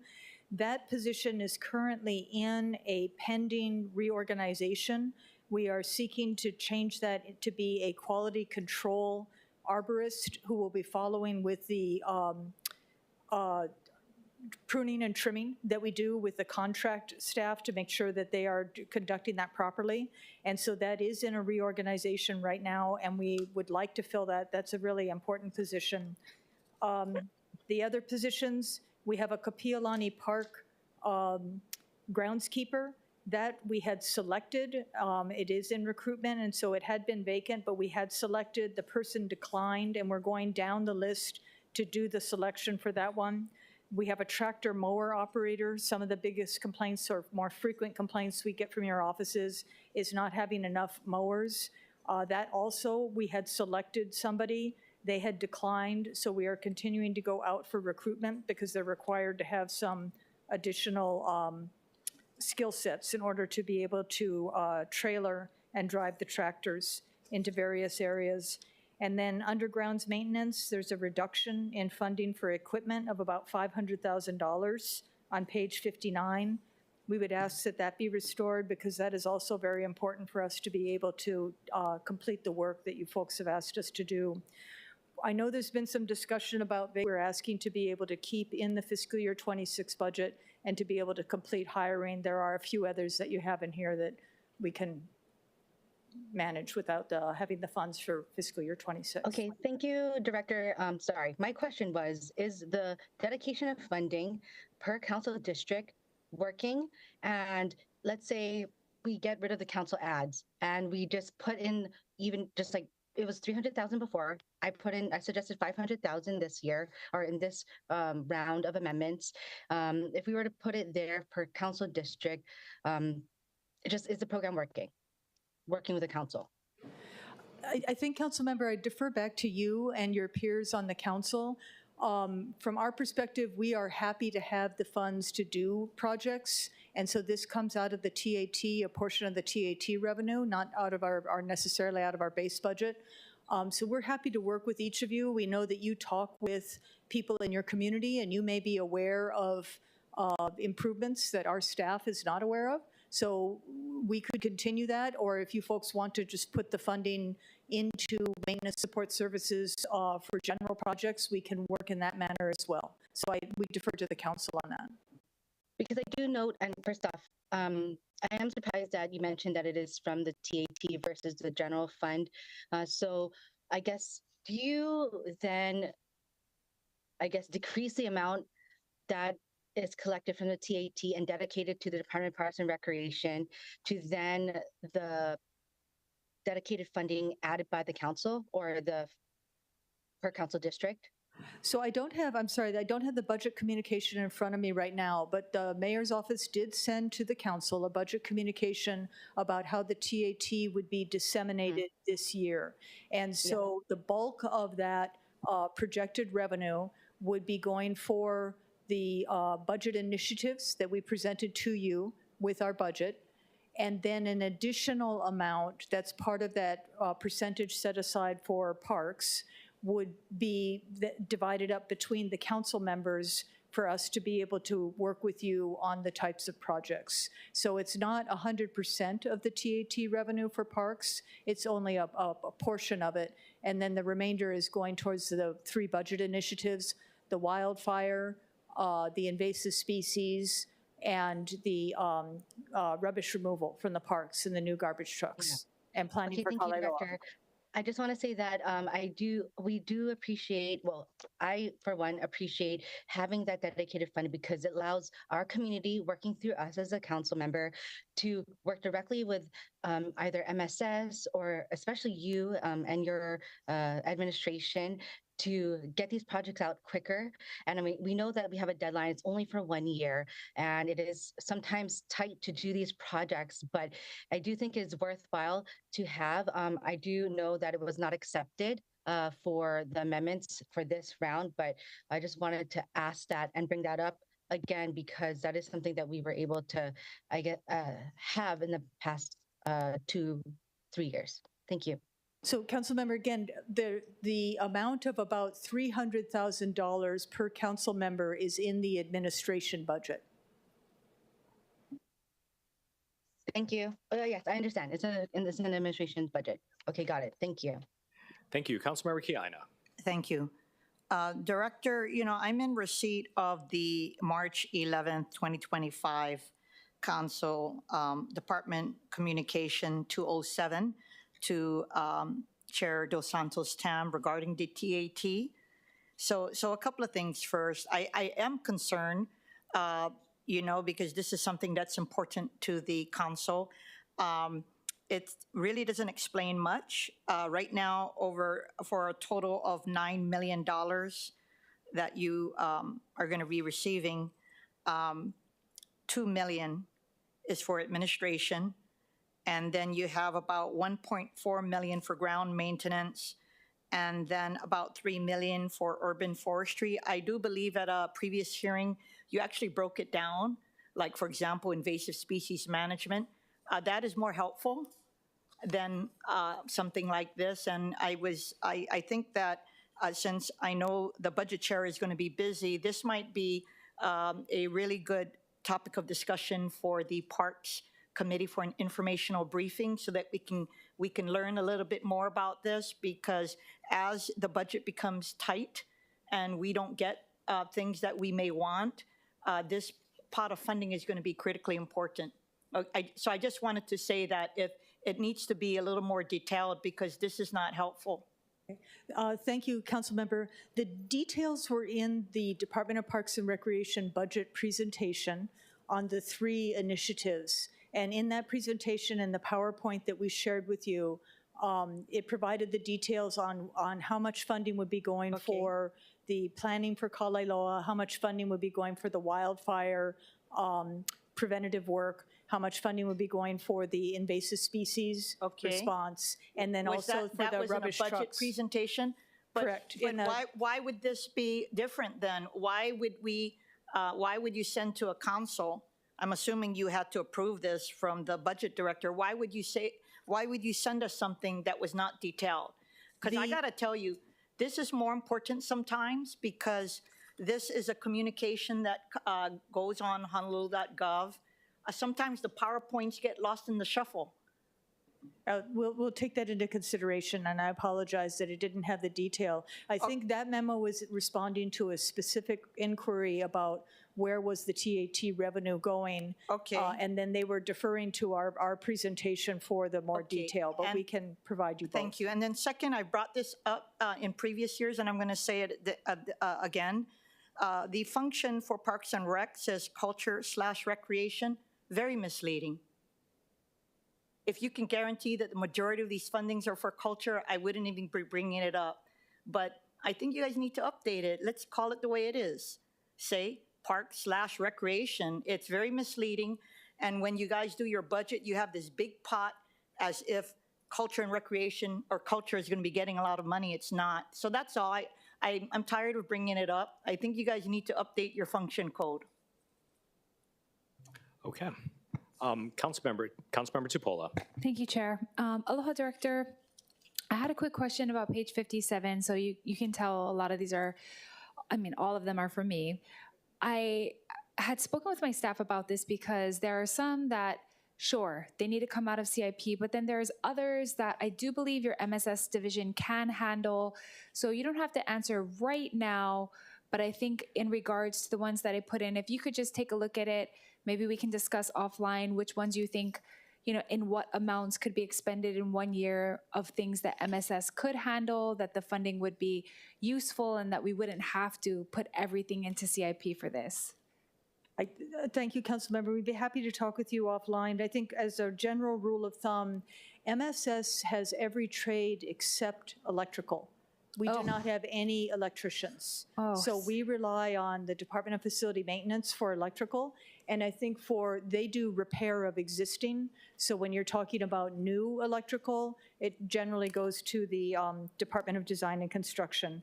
And then just for the size of the projects for the other two, when they tend to be individual projects that are that large, those would also be, you know, require design and construction beyond what MSS can do. Okay. Generally, the size projects that we're handling currently are lower. Okay, let's talk about the last two. I'll talk to you offline about it because I do know MSS has done parking paving. So maybe this last one might be something within paving and maybe this number is too high.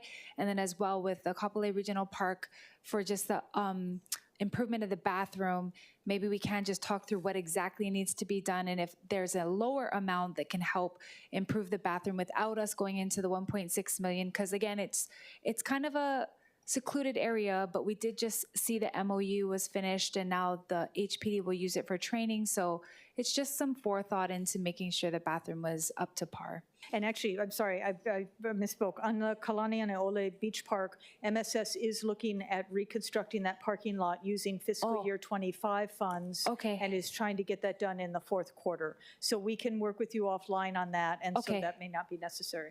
Perfect, perfect. Thank you very much. Thank you, Chair. Okay, and thank you.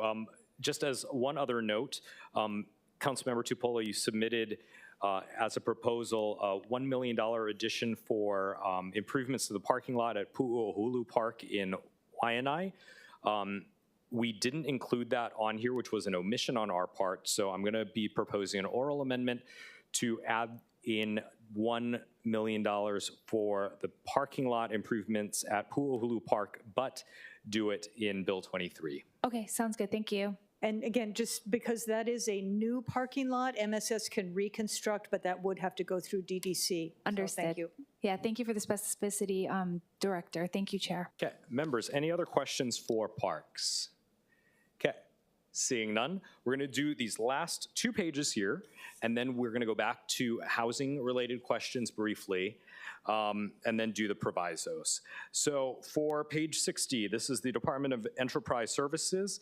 They are the only other department that has the additional funding being proposed, and we're going to accept it.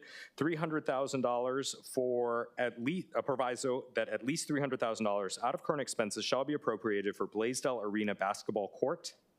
And then also a proviso that at least $50,000 out of current expenses on the administration side of enterprise services shall be appropriated in support of city facilities. Any questions on enterprise services? Councilmember Tupola. Thank you so much, Director Holyfield. Simeona.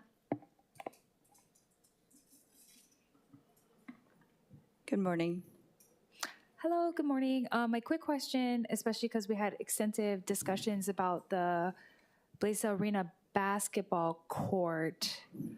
How do I say this? So we discussed that maybe it needed to be redone, but also I think there was mention that we didn't have a lot of storage for it, or there wasn't. So could you clarify exactly for this one, like how this would go? Because I wouldn't want us to fund it, but then we can't store it. So what's your thoughts? Thank you for asking. First of all, I wanted to express that the Department of Enterprise Services, we love supporting youth sports, and we do that in the areas of golf as well.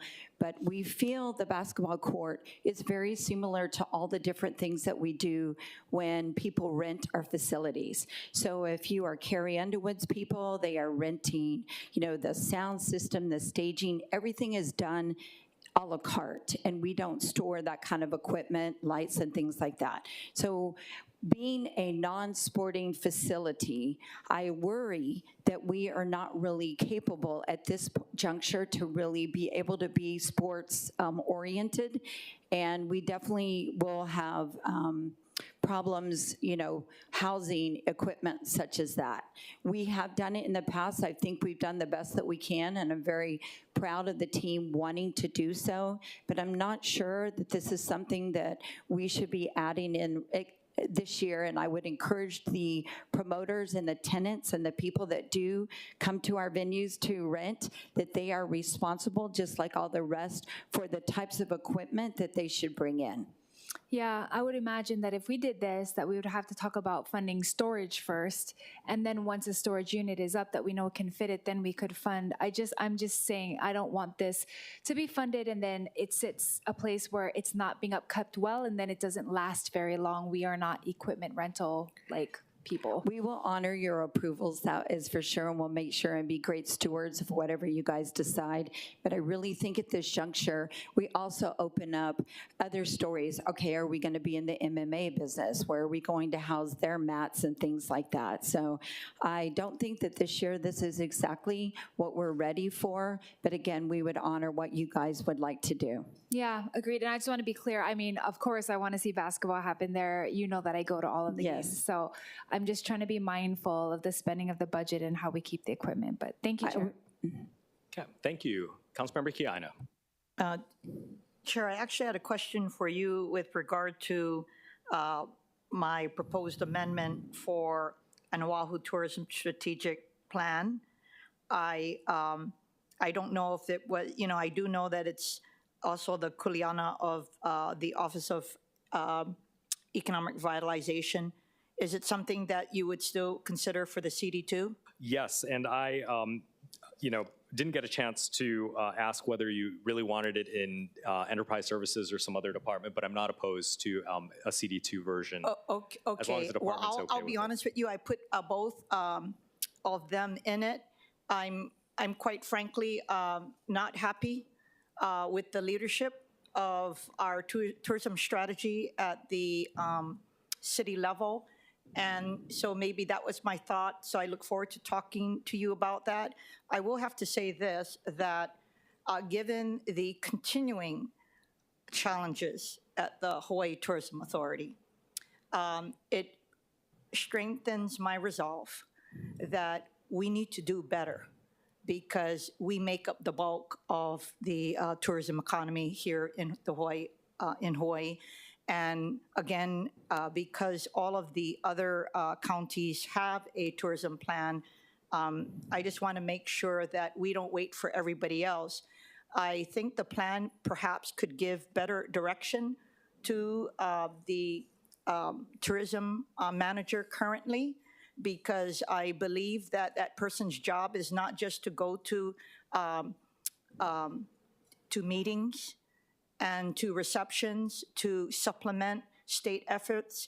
Their job is to see what we can do as a county, to not just make sure that we have a sustainable tourism model, but one that takes into account the impacts to our natural resources and to the quality of life for our communities all the way around. And that's not just natural resources. That could be stricter enforcement of our short-term rental laws. It could be our monster homes, right? It could be a lot of things. It's just that they need to contribute. And since we have two funding streams, the Transient Accommodations Tax as well as the Climate Change Fund, I think it is a wonderful opportunity for some of these agencies whose kuleana it is to be a little more aggressive and not just be waiting around for their independent agency budgets. Thank you. No, thank you. That's a very good point, and look forward to working with you on a CD2 as well as the administration to see where that might be appropriate. Any other council members on enterprise services? Okay, seeing none. Thank you. All right. That was page 60. Now we're on page 61. There's only a few more little things. This is under Department of Transportation Services. There was a proposal to add funding for current expenses, at least $500,000 to be appropriated for traffic safety program expenses for the implementation of speed limit reduction around school zones. I'm going to be recommending that we accept that. Any questions?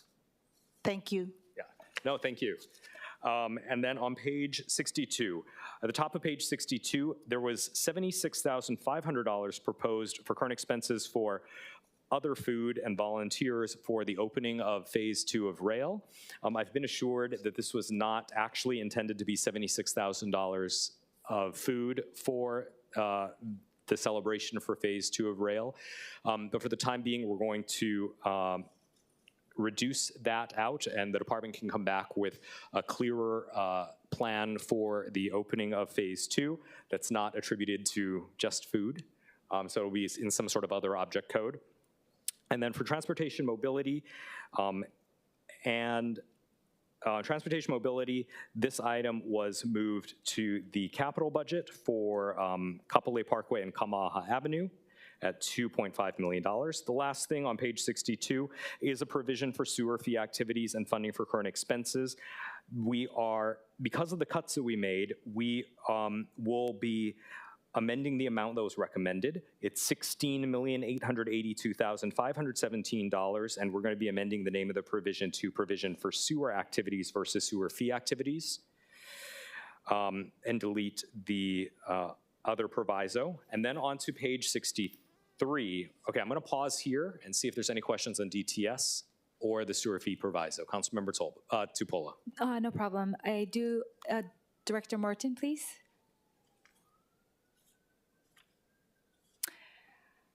I had a quick question, Director, on page 62. So I'm aware that Wakea Light went up, and that was done by Hunt, and then the one on Kunehi and Kapolei Parkway went up, and that was the Kobayashis that put it up. Now we're in charge of the one that's on Kama'aha. But my concern, if we put the whole $2.5 million inside the CIP, is that we need to start the planning already, so that strip has become like quite, with all the new housing that we have coming up, has become very dangerous for people to cross the street going to the elementary. So I wanted to know if you would be in favor of us leaving some of this in the operating so that we could start some of the planning so it doesn't need to all sit in the CIP, or what is your thoughts on that? I just wanted to see if we couldn't get anything started this year to get that last stoplight up. That light is programmed in our regular CIP. It does not require additional funding.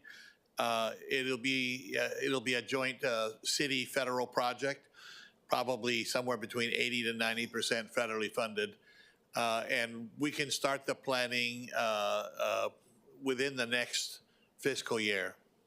Okay, perfect. So as far as the addition that I put in, that's not needed because you've included that. We have. Okay, thank you, Director. Thank you, Chair. Yeah, thank you. Council members, any other questions on pages 61 and 62? Okay, this brings us to the proviso section. I'm going to go through these really quick. After page 63, there are a number of provisos to the underlying budget bill that I'm going to be recommending.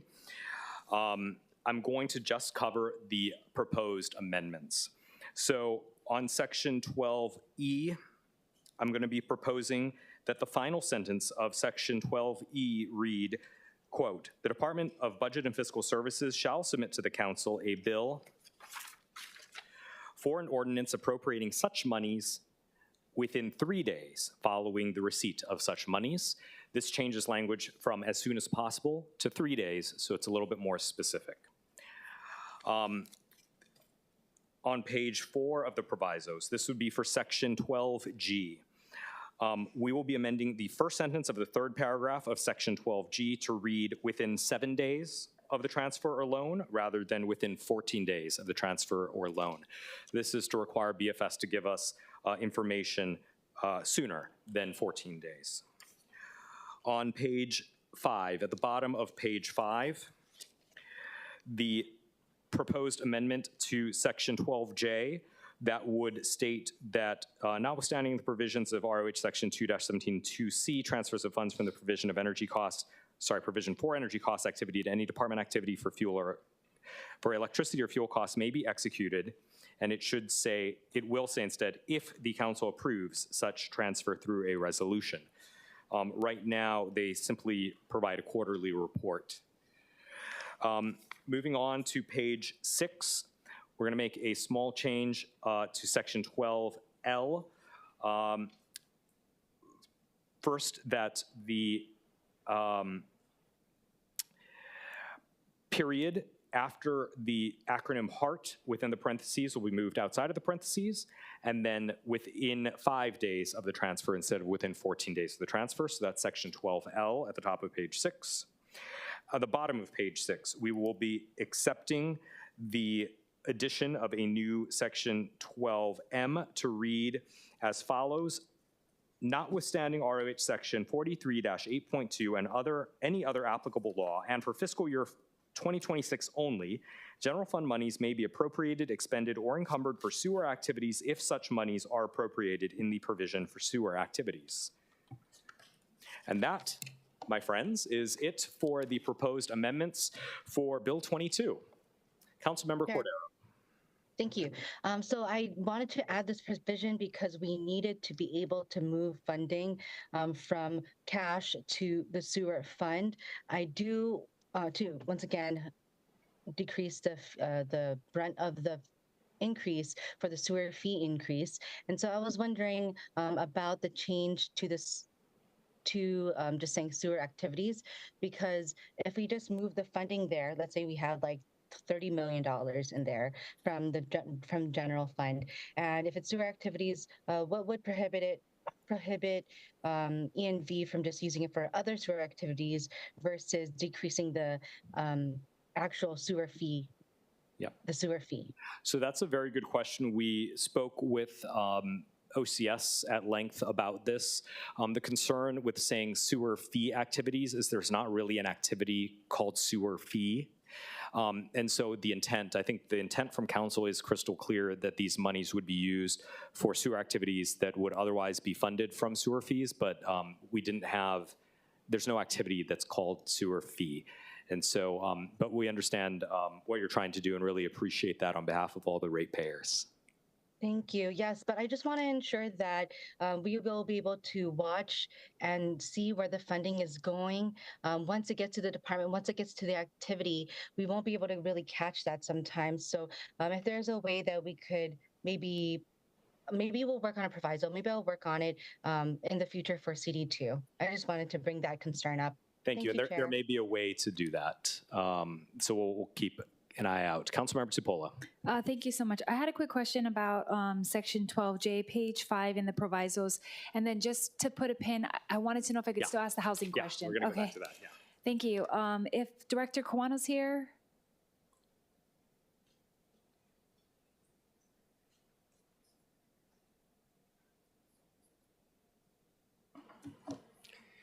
Andy Kawano, Director of Budget and Fiscal Services. I'm sorry, I didn't hear the question. No problem. I didn't ask it yet. Oh, okay. Page 5, section 12, letter J. So I'm in provisos. Let me know when you're there.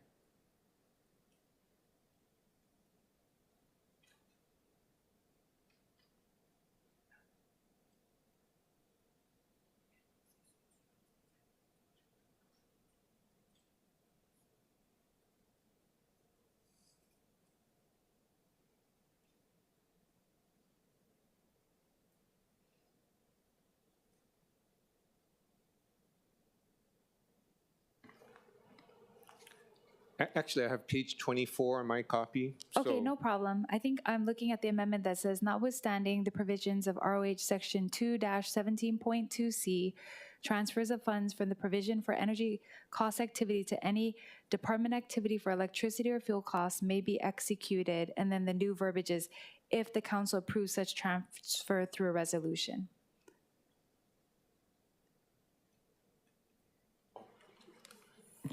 Yes. Okay. I'm at that place now. Thank you.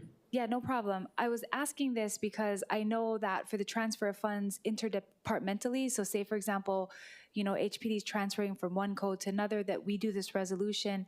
I just wanted to know your thoughts on this one because I don't want us to be too in the weeds where now we're looking at the electricity bills, but do you think that it's necessary that we have this come through as a council resolution? You think, I don't know, I'm just asking because if we hadn't seen it prior, is it because maybe there are exorbitant fees that we need to look at? What is your thoughts? I think the process of transferring through a resolution with regard to energy is something that could really hamper operations. You know, especially if you think about a public safety operation, they need to refuel. They don't have enough in the budget, so they have to do a transfer from the provisional. If we have to go through reso, that means they can't refuel their vehicles until we go through the resolution process. So personally, I don't like this change, but you know, we will talk to Budget Chair after this meeting. Yeah, I just, you know, Budget Chair, I just wanted to bring it up because I do know that we don't want to be bogging down the system if we're doing small things like paying for fuel and other things that the department needs. So, but the rest of it was good. Thank you, Budget or BFS Director, and thank you, Chair. Thank you. Members, any other questions? Okay, we're going to bring back the Department of Housing and Land Management for questions there before I make my recommendation. Okay, what page are we on, Budget Chair? That is, it was page 53.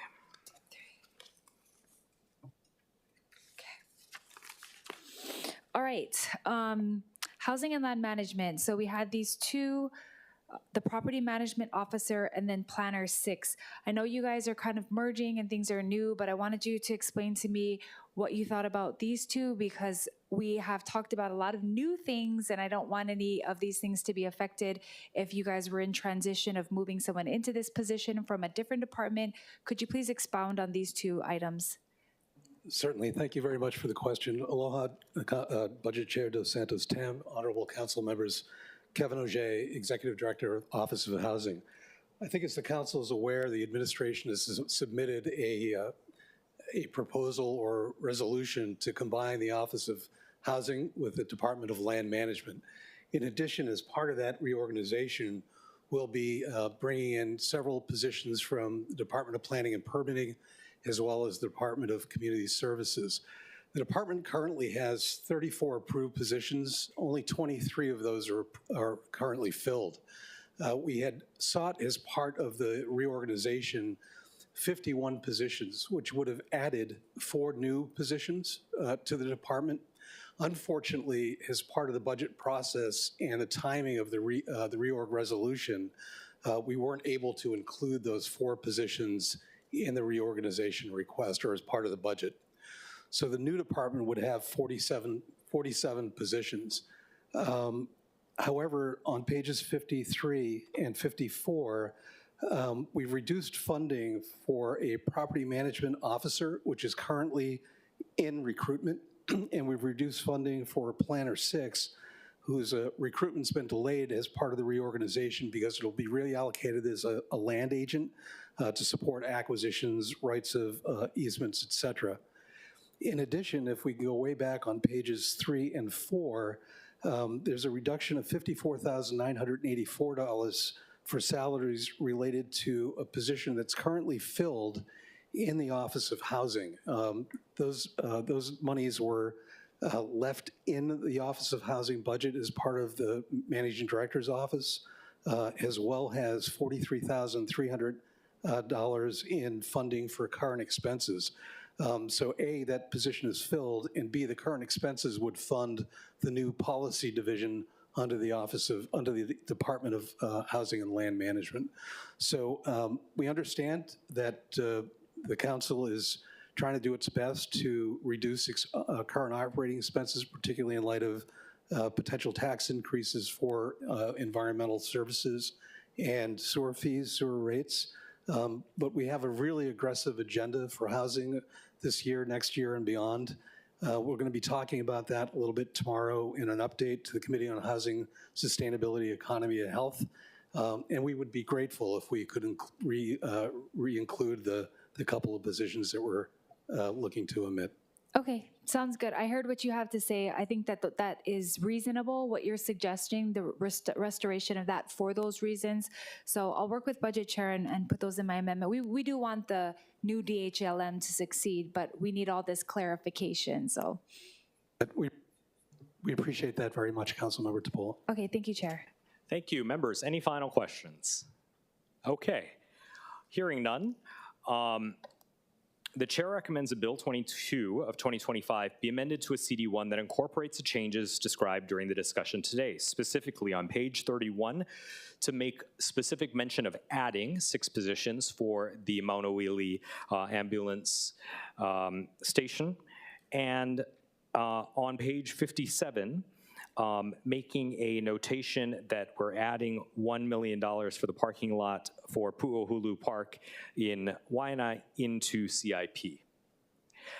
That's already in Bill 23, but we just need to make the notation on the Bill 22 side. The recommendation for the amended to amend to a CD1 also would include any technical and non-substantive amendments that may be necessary. So any further discussion, objections, or reservations? Hearing none, the bill has been amended to a CD1.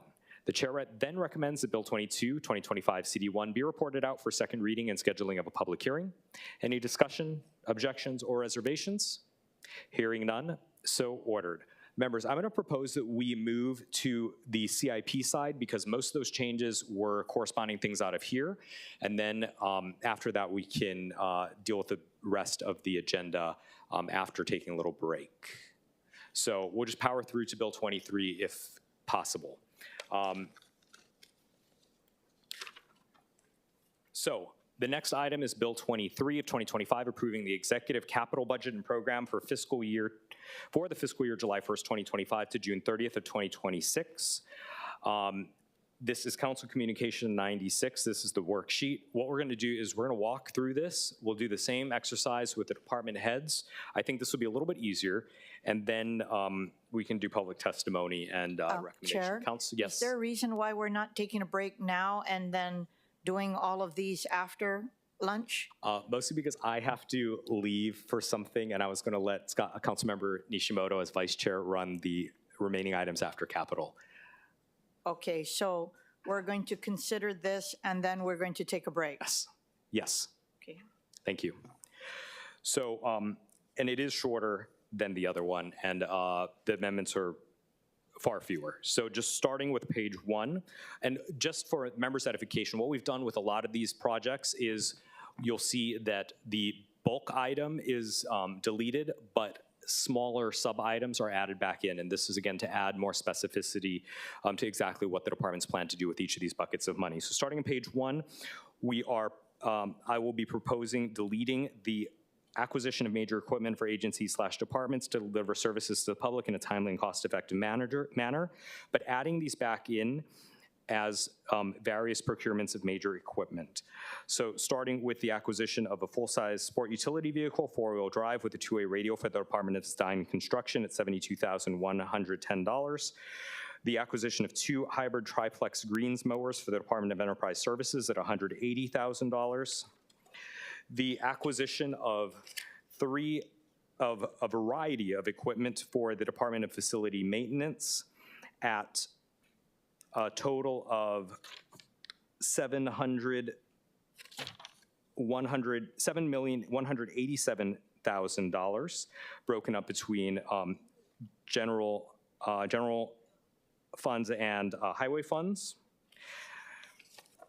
On to page 3, the acquisition of a variety of equipment for DPR of a total amount of $3,160,000.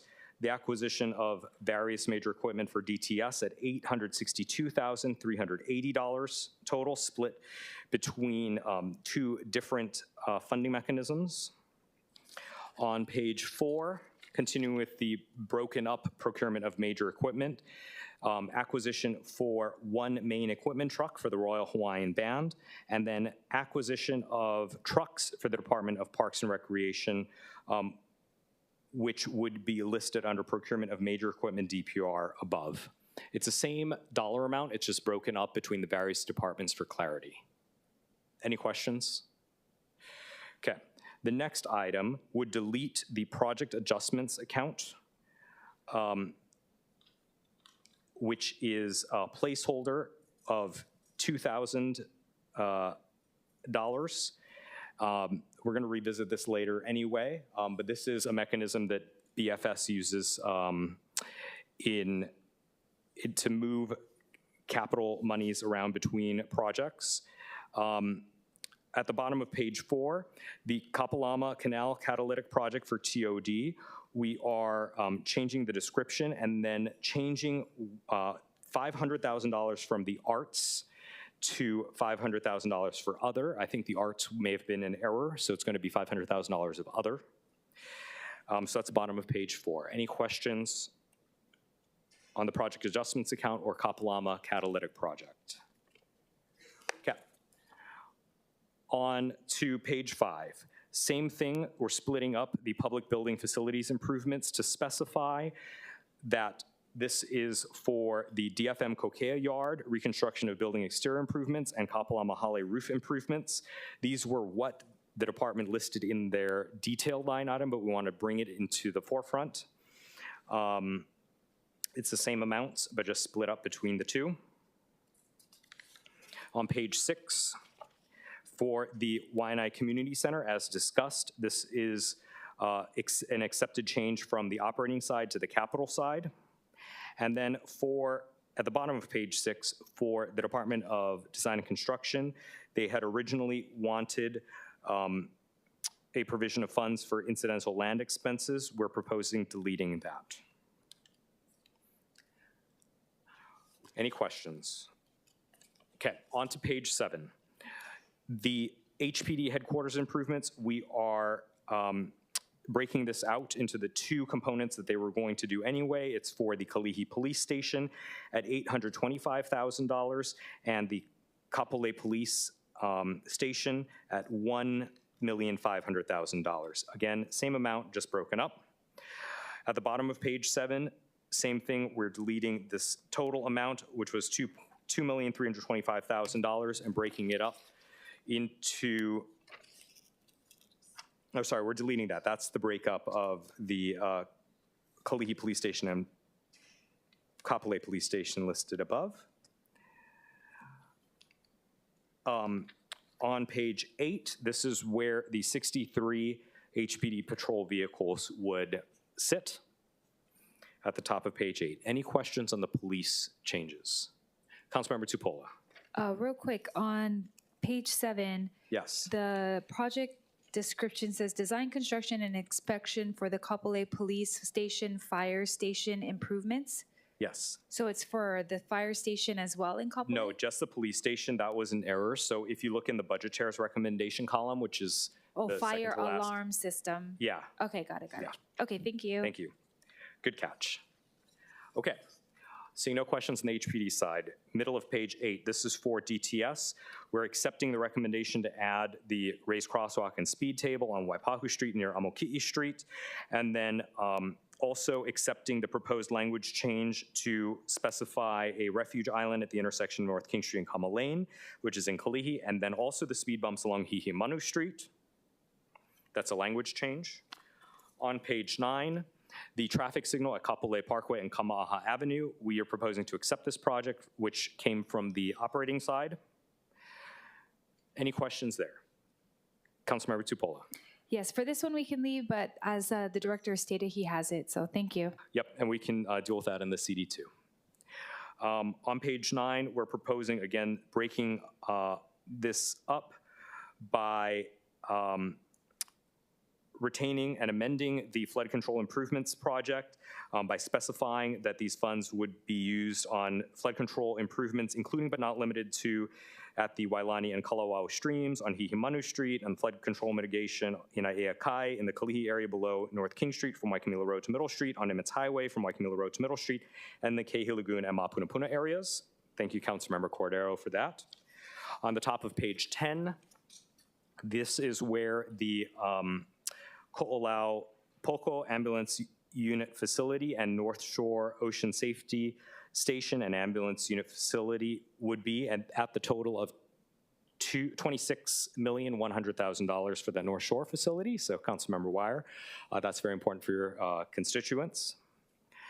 And I've gotten a whole lot of emails from them, so I appreciate their advocacy on behalf of their community.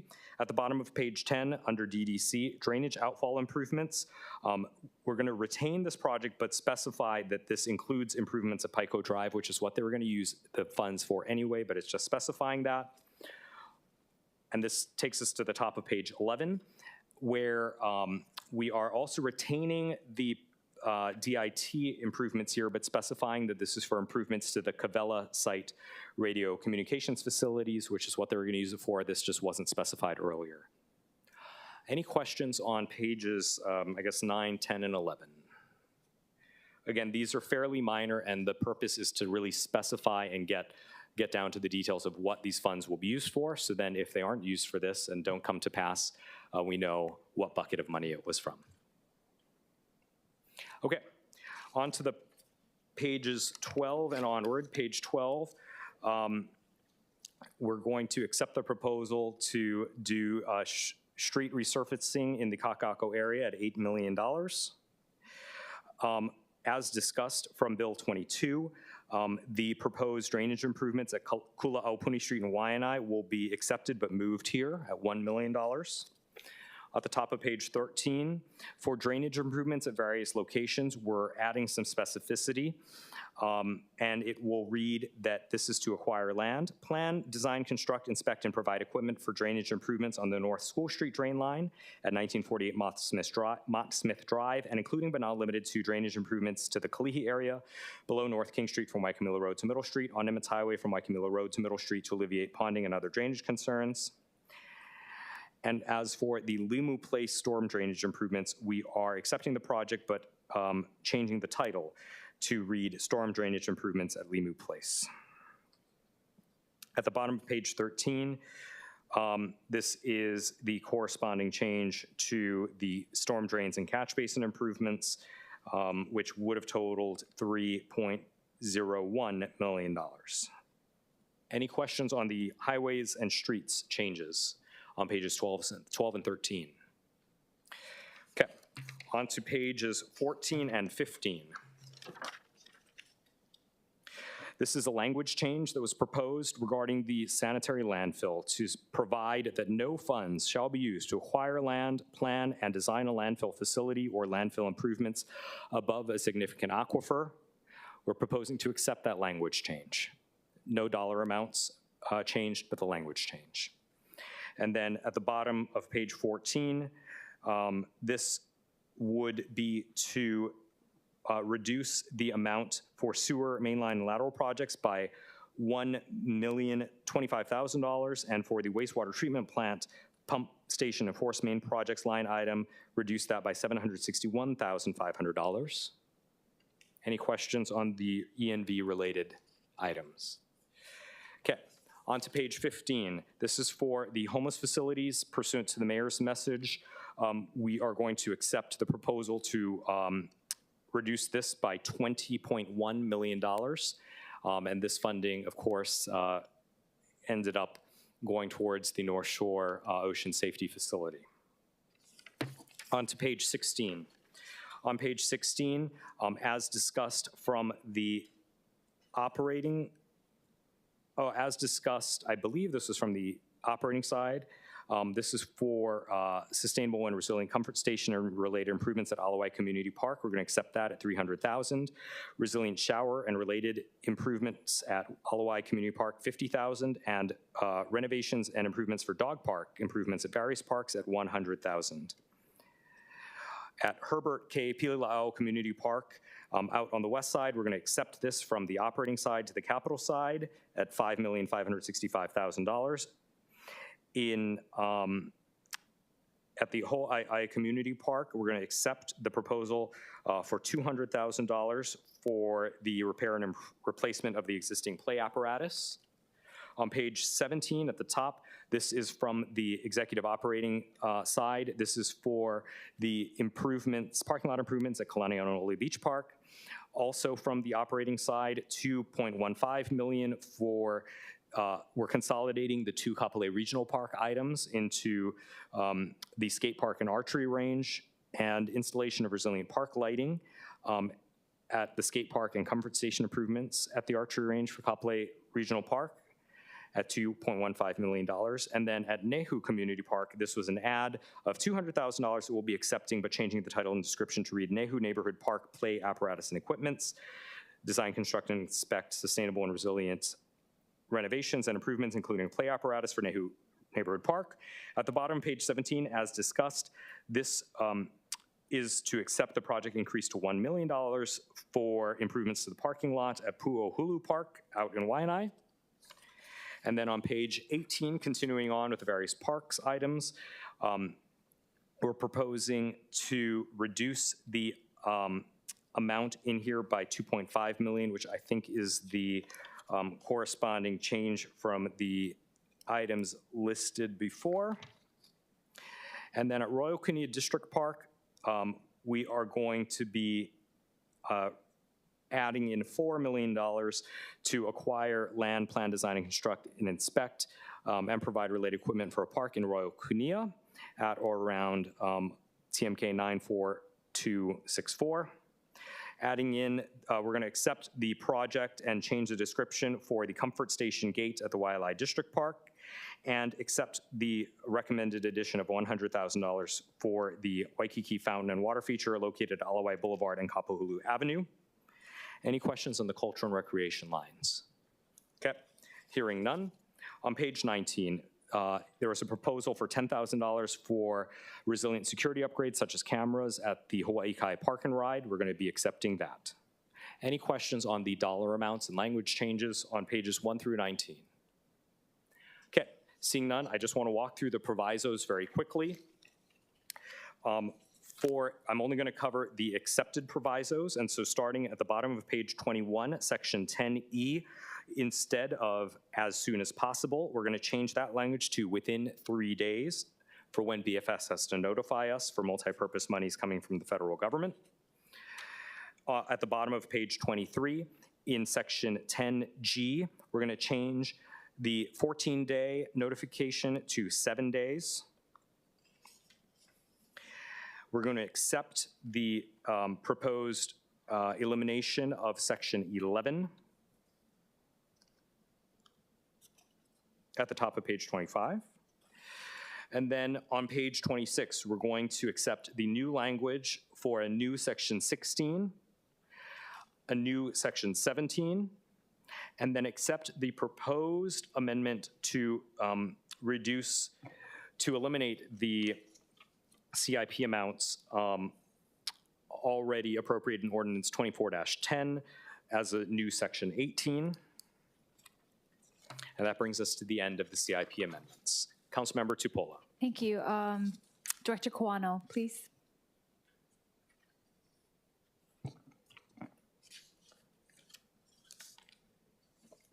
Andy Kawano, Director of Budget and Fiscal Services. I didn't have a chance to ask in the other one, but the provisos are very similar. Budget Chair is seeking to have specificity instead of as soon as possible to 3 days. I wanted to know your thoughts on the turnaround time of 3 days. Okay, so that section relates to multi-purpose funds like CDBG.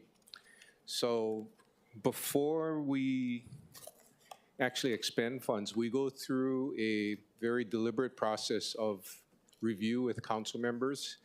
We get HUD approval. I will discuss further with Budget Chair Dos Santos Tam because I don't know if the 3 days relates very well or can work with introducing a bill.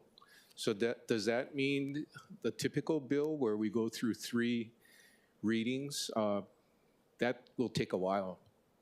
Okay, I'm sure you can have that for action discussion. I was purposes. just So wondering about that. We'll have discussion on that, yeah. And then the page 23, changing it from within 14 days of the transfer of the loan to 7 days.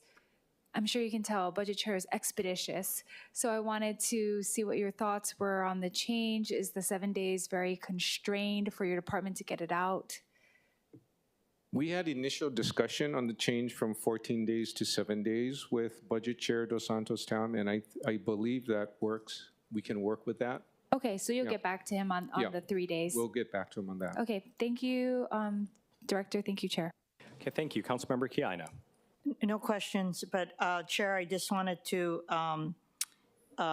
mention that for the CD2, I will be requesting again $20 million for infrastructure funding for a Hawaiian Homelands project identified by the City Council. $20 million that was previously appropriated in fiscal 2023 is going to be expiring. As you know, we passed a resolution. Armtau or DHHL just got a right of entry from the city.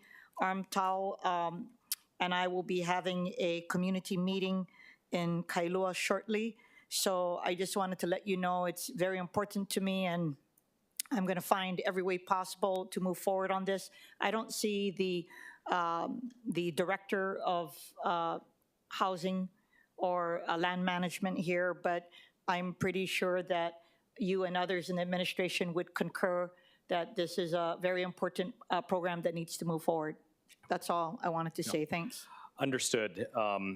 Understood. We'll take a look at that in the CD2. Any other questions or comments from the council members? Chair. Yes, briefly. Councilmember Tupola. Yeah, I'll be brief. Just wanted to also kind of precursor my next amendments for this, because I do think that in some of the sewer fee increase that there was statements made about some of it being CIP. So I did look into it. It took me a while, but I think that's also something I know in the operating, we are very concerned that we're looking for money, but we will also have to look inside here too for us to really get that number down and be more secure on what the percent should be. Thank you, Chair. No, agreed. I think that's a very worthy discussion, and we will pick that up tomorrow during a discussion of Bill 60 for sure. Okay, any other comments or questions? That having been the presentation of the worksheets in Council Communication 96, we'll proceed with in-person testimony. Is there anyone here who would like to testify on this item? Okay, seeing none, we do have 2 registered testifiers remotely, Denise Antolini, who I don't see on. Clerks, is she on? Oh, she is. Hello. Dr. Antolini, please proceed, and then she'll be followed by Natalie Iwasa. Thank you. I just got on. Aloha, Chair Dos Santos. Oh, sorry, I do have an echo. Sorry, I'm going to have to mute something here. No problem. It's fine on our end. Anyway, it's great to see you. Thank you so much for mentioning earlier that you've gotten some testimony from the community. We really wanted to let you know that we're in full support, and for mentioning the importance of this. I just want to say mahalo to you, the council, and to the mayor for making this priority. We're confident it will get done. So mahalo. Thank you, members. Any questions? Okay, hearing none. We also have Natalie Iwasa. Ms. Iwasa, please proceed. Oh, sorry, I didn't see that it was unmuted. I'm having problems with my camera today, so I apologize for that. Natalie Iwasa for the record, just some comments. On page 9, there's an addition of speed humps to Hihimanu Street in Waimanalo, and I just want to express some concerns about speed humps in general, especially the ones the state has been installing. On Kalaniana Ole Highway in that area of Hihimanu, they have already 2 speed humps and 3 in progress. And I can't help but wonder whether people are just using Hihimanu as a go-around so they avoid those speed bumps on Kalaniana Ole Highway. On page 19, the proposed amendment is to add cameras at the Hawaii Kai Park and Ride at a cost of $10,000. I oppose this, but also I think that it doesn't belong in the CIP budget. In general, I have concerns about the proposed amendments to move equipment from operations to CIP, and specifically the vehicles and short-lived assets that really don't belong there. Generally, it's not a good fiscal policy to do that. And then with respect to the 6.3 million in vehicles for the HPD, I'm sure you're all aware of the tariffs that Trump has put out there now. So the 63 vehicles is $100,000 each. And I just ask that you take a look at that cost very carefully, because with those tariffs in place, I mean, 100,000 per vehicle sounds really high, but with the tariffs in place, that may not be, so high. So take a look at that. And then I also want to express again my opposition to using general funds to pay for sewer infrastructure. Thank you for allowing me to go a few seconds over, Chair. No, thank you. Any questions for the testifier? Okay, hearing none. Clerks, is there anyone else standing by remotely to testify? Chair, there are none. Okay, members, we're in discussion. Chair. Oh. Councilmember Kiana. Just briefly, since Hihimanu, which is in Waimanalo, which is my district, was raised, no, those funds are staying in. It is one of the highest priorities for my community. I believe my community and myself know what's best for our community. With regard to public safety, there is a lot of speeding on Hihimanu Road. So while I appreciate other mana'o on this issue, I think when it comes to these kind of issues, you need to defer to the community that lives there, as well as the council member from the district. Thank you so much. Thank you. Members, any further discussion on the CIP budget? Okay, well, members, I look forward to seeing CD2 rounds and also discussing with the administration, and I hope that they keep all of you in the loop as well on their items. At this time, I'd like to make my recommendation regarding Bill 23, and that is, the chair recommends that Bill 23 of 2025 be amended to a CD1 that incorporates the changes described during the discussion today and makes any technical and non-substantive amendments that may be necessary. Any discussion, objections, or reservations? Hearing none, the bill's been amended to a CD1. The chair then recommends Bill 23 of 2025 CD1 be reported out for second reading and scheduling of a public hearing. Any discussion, objections, or reservations?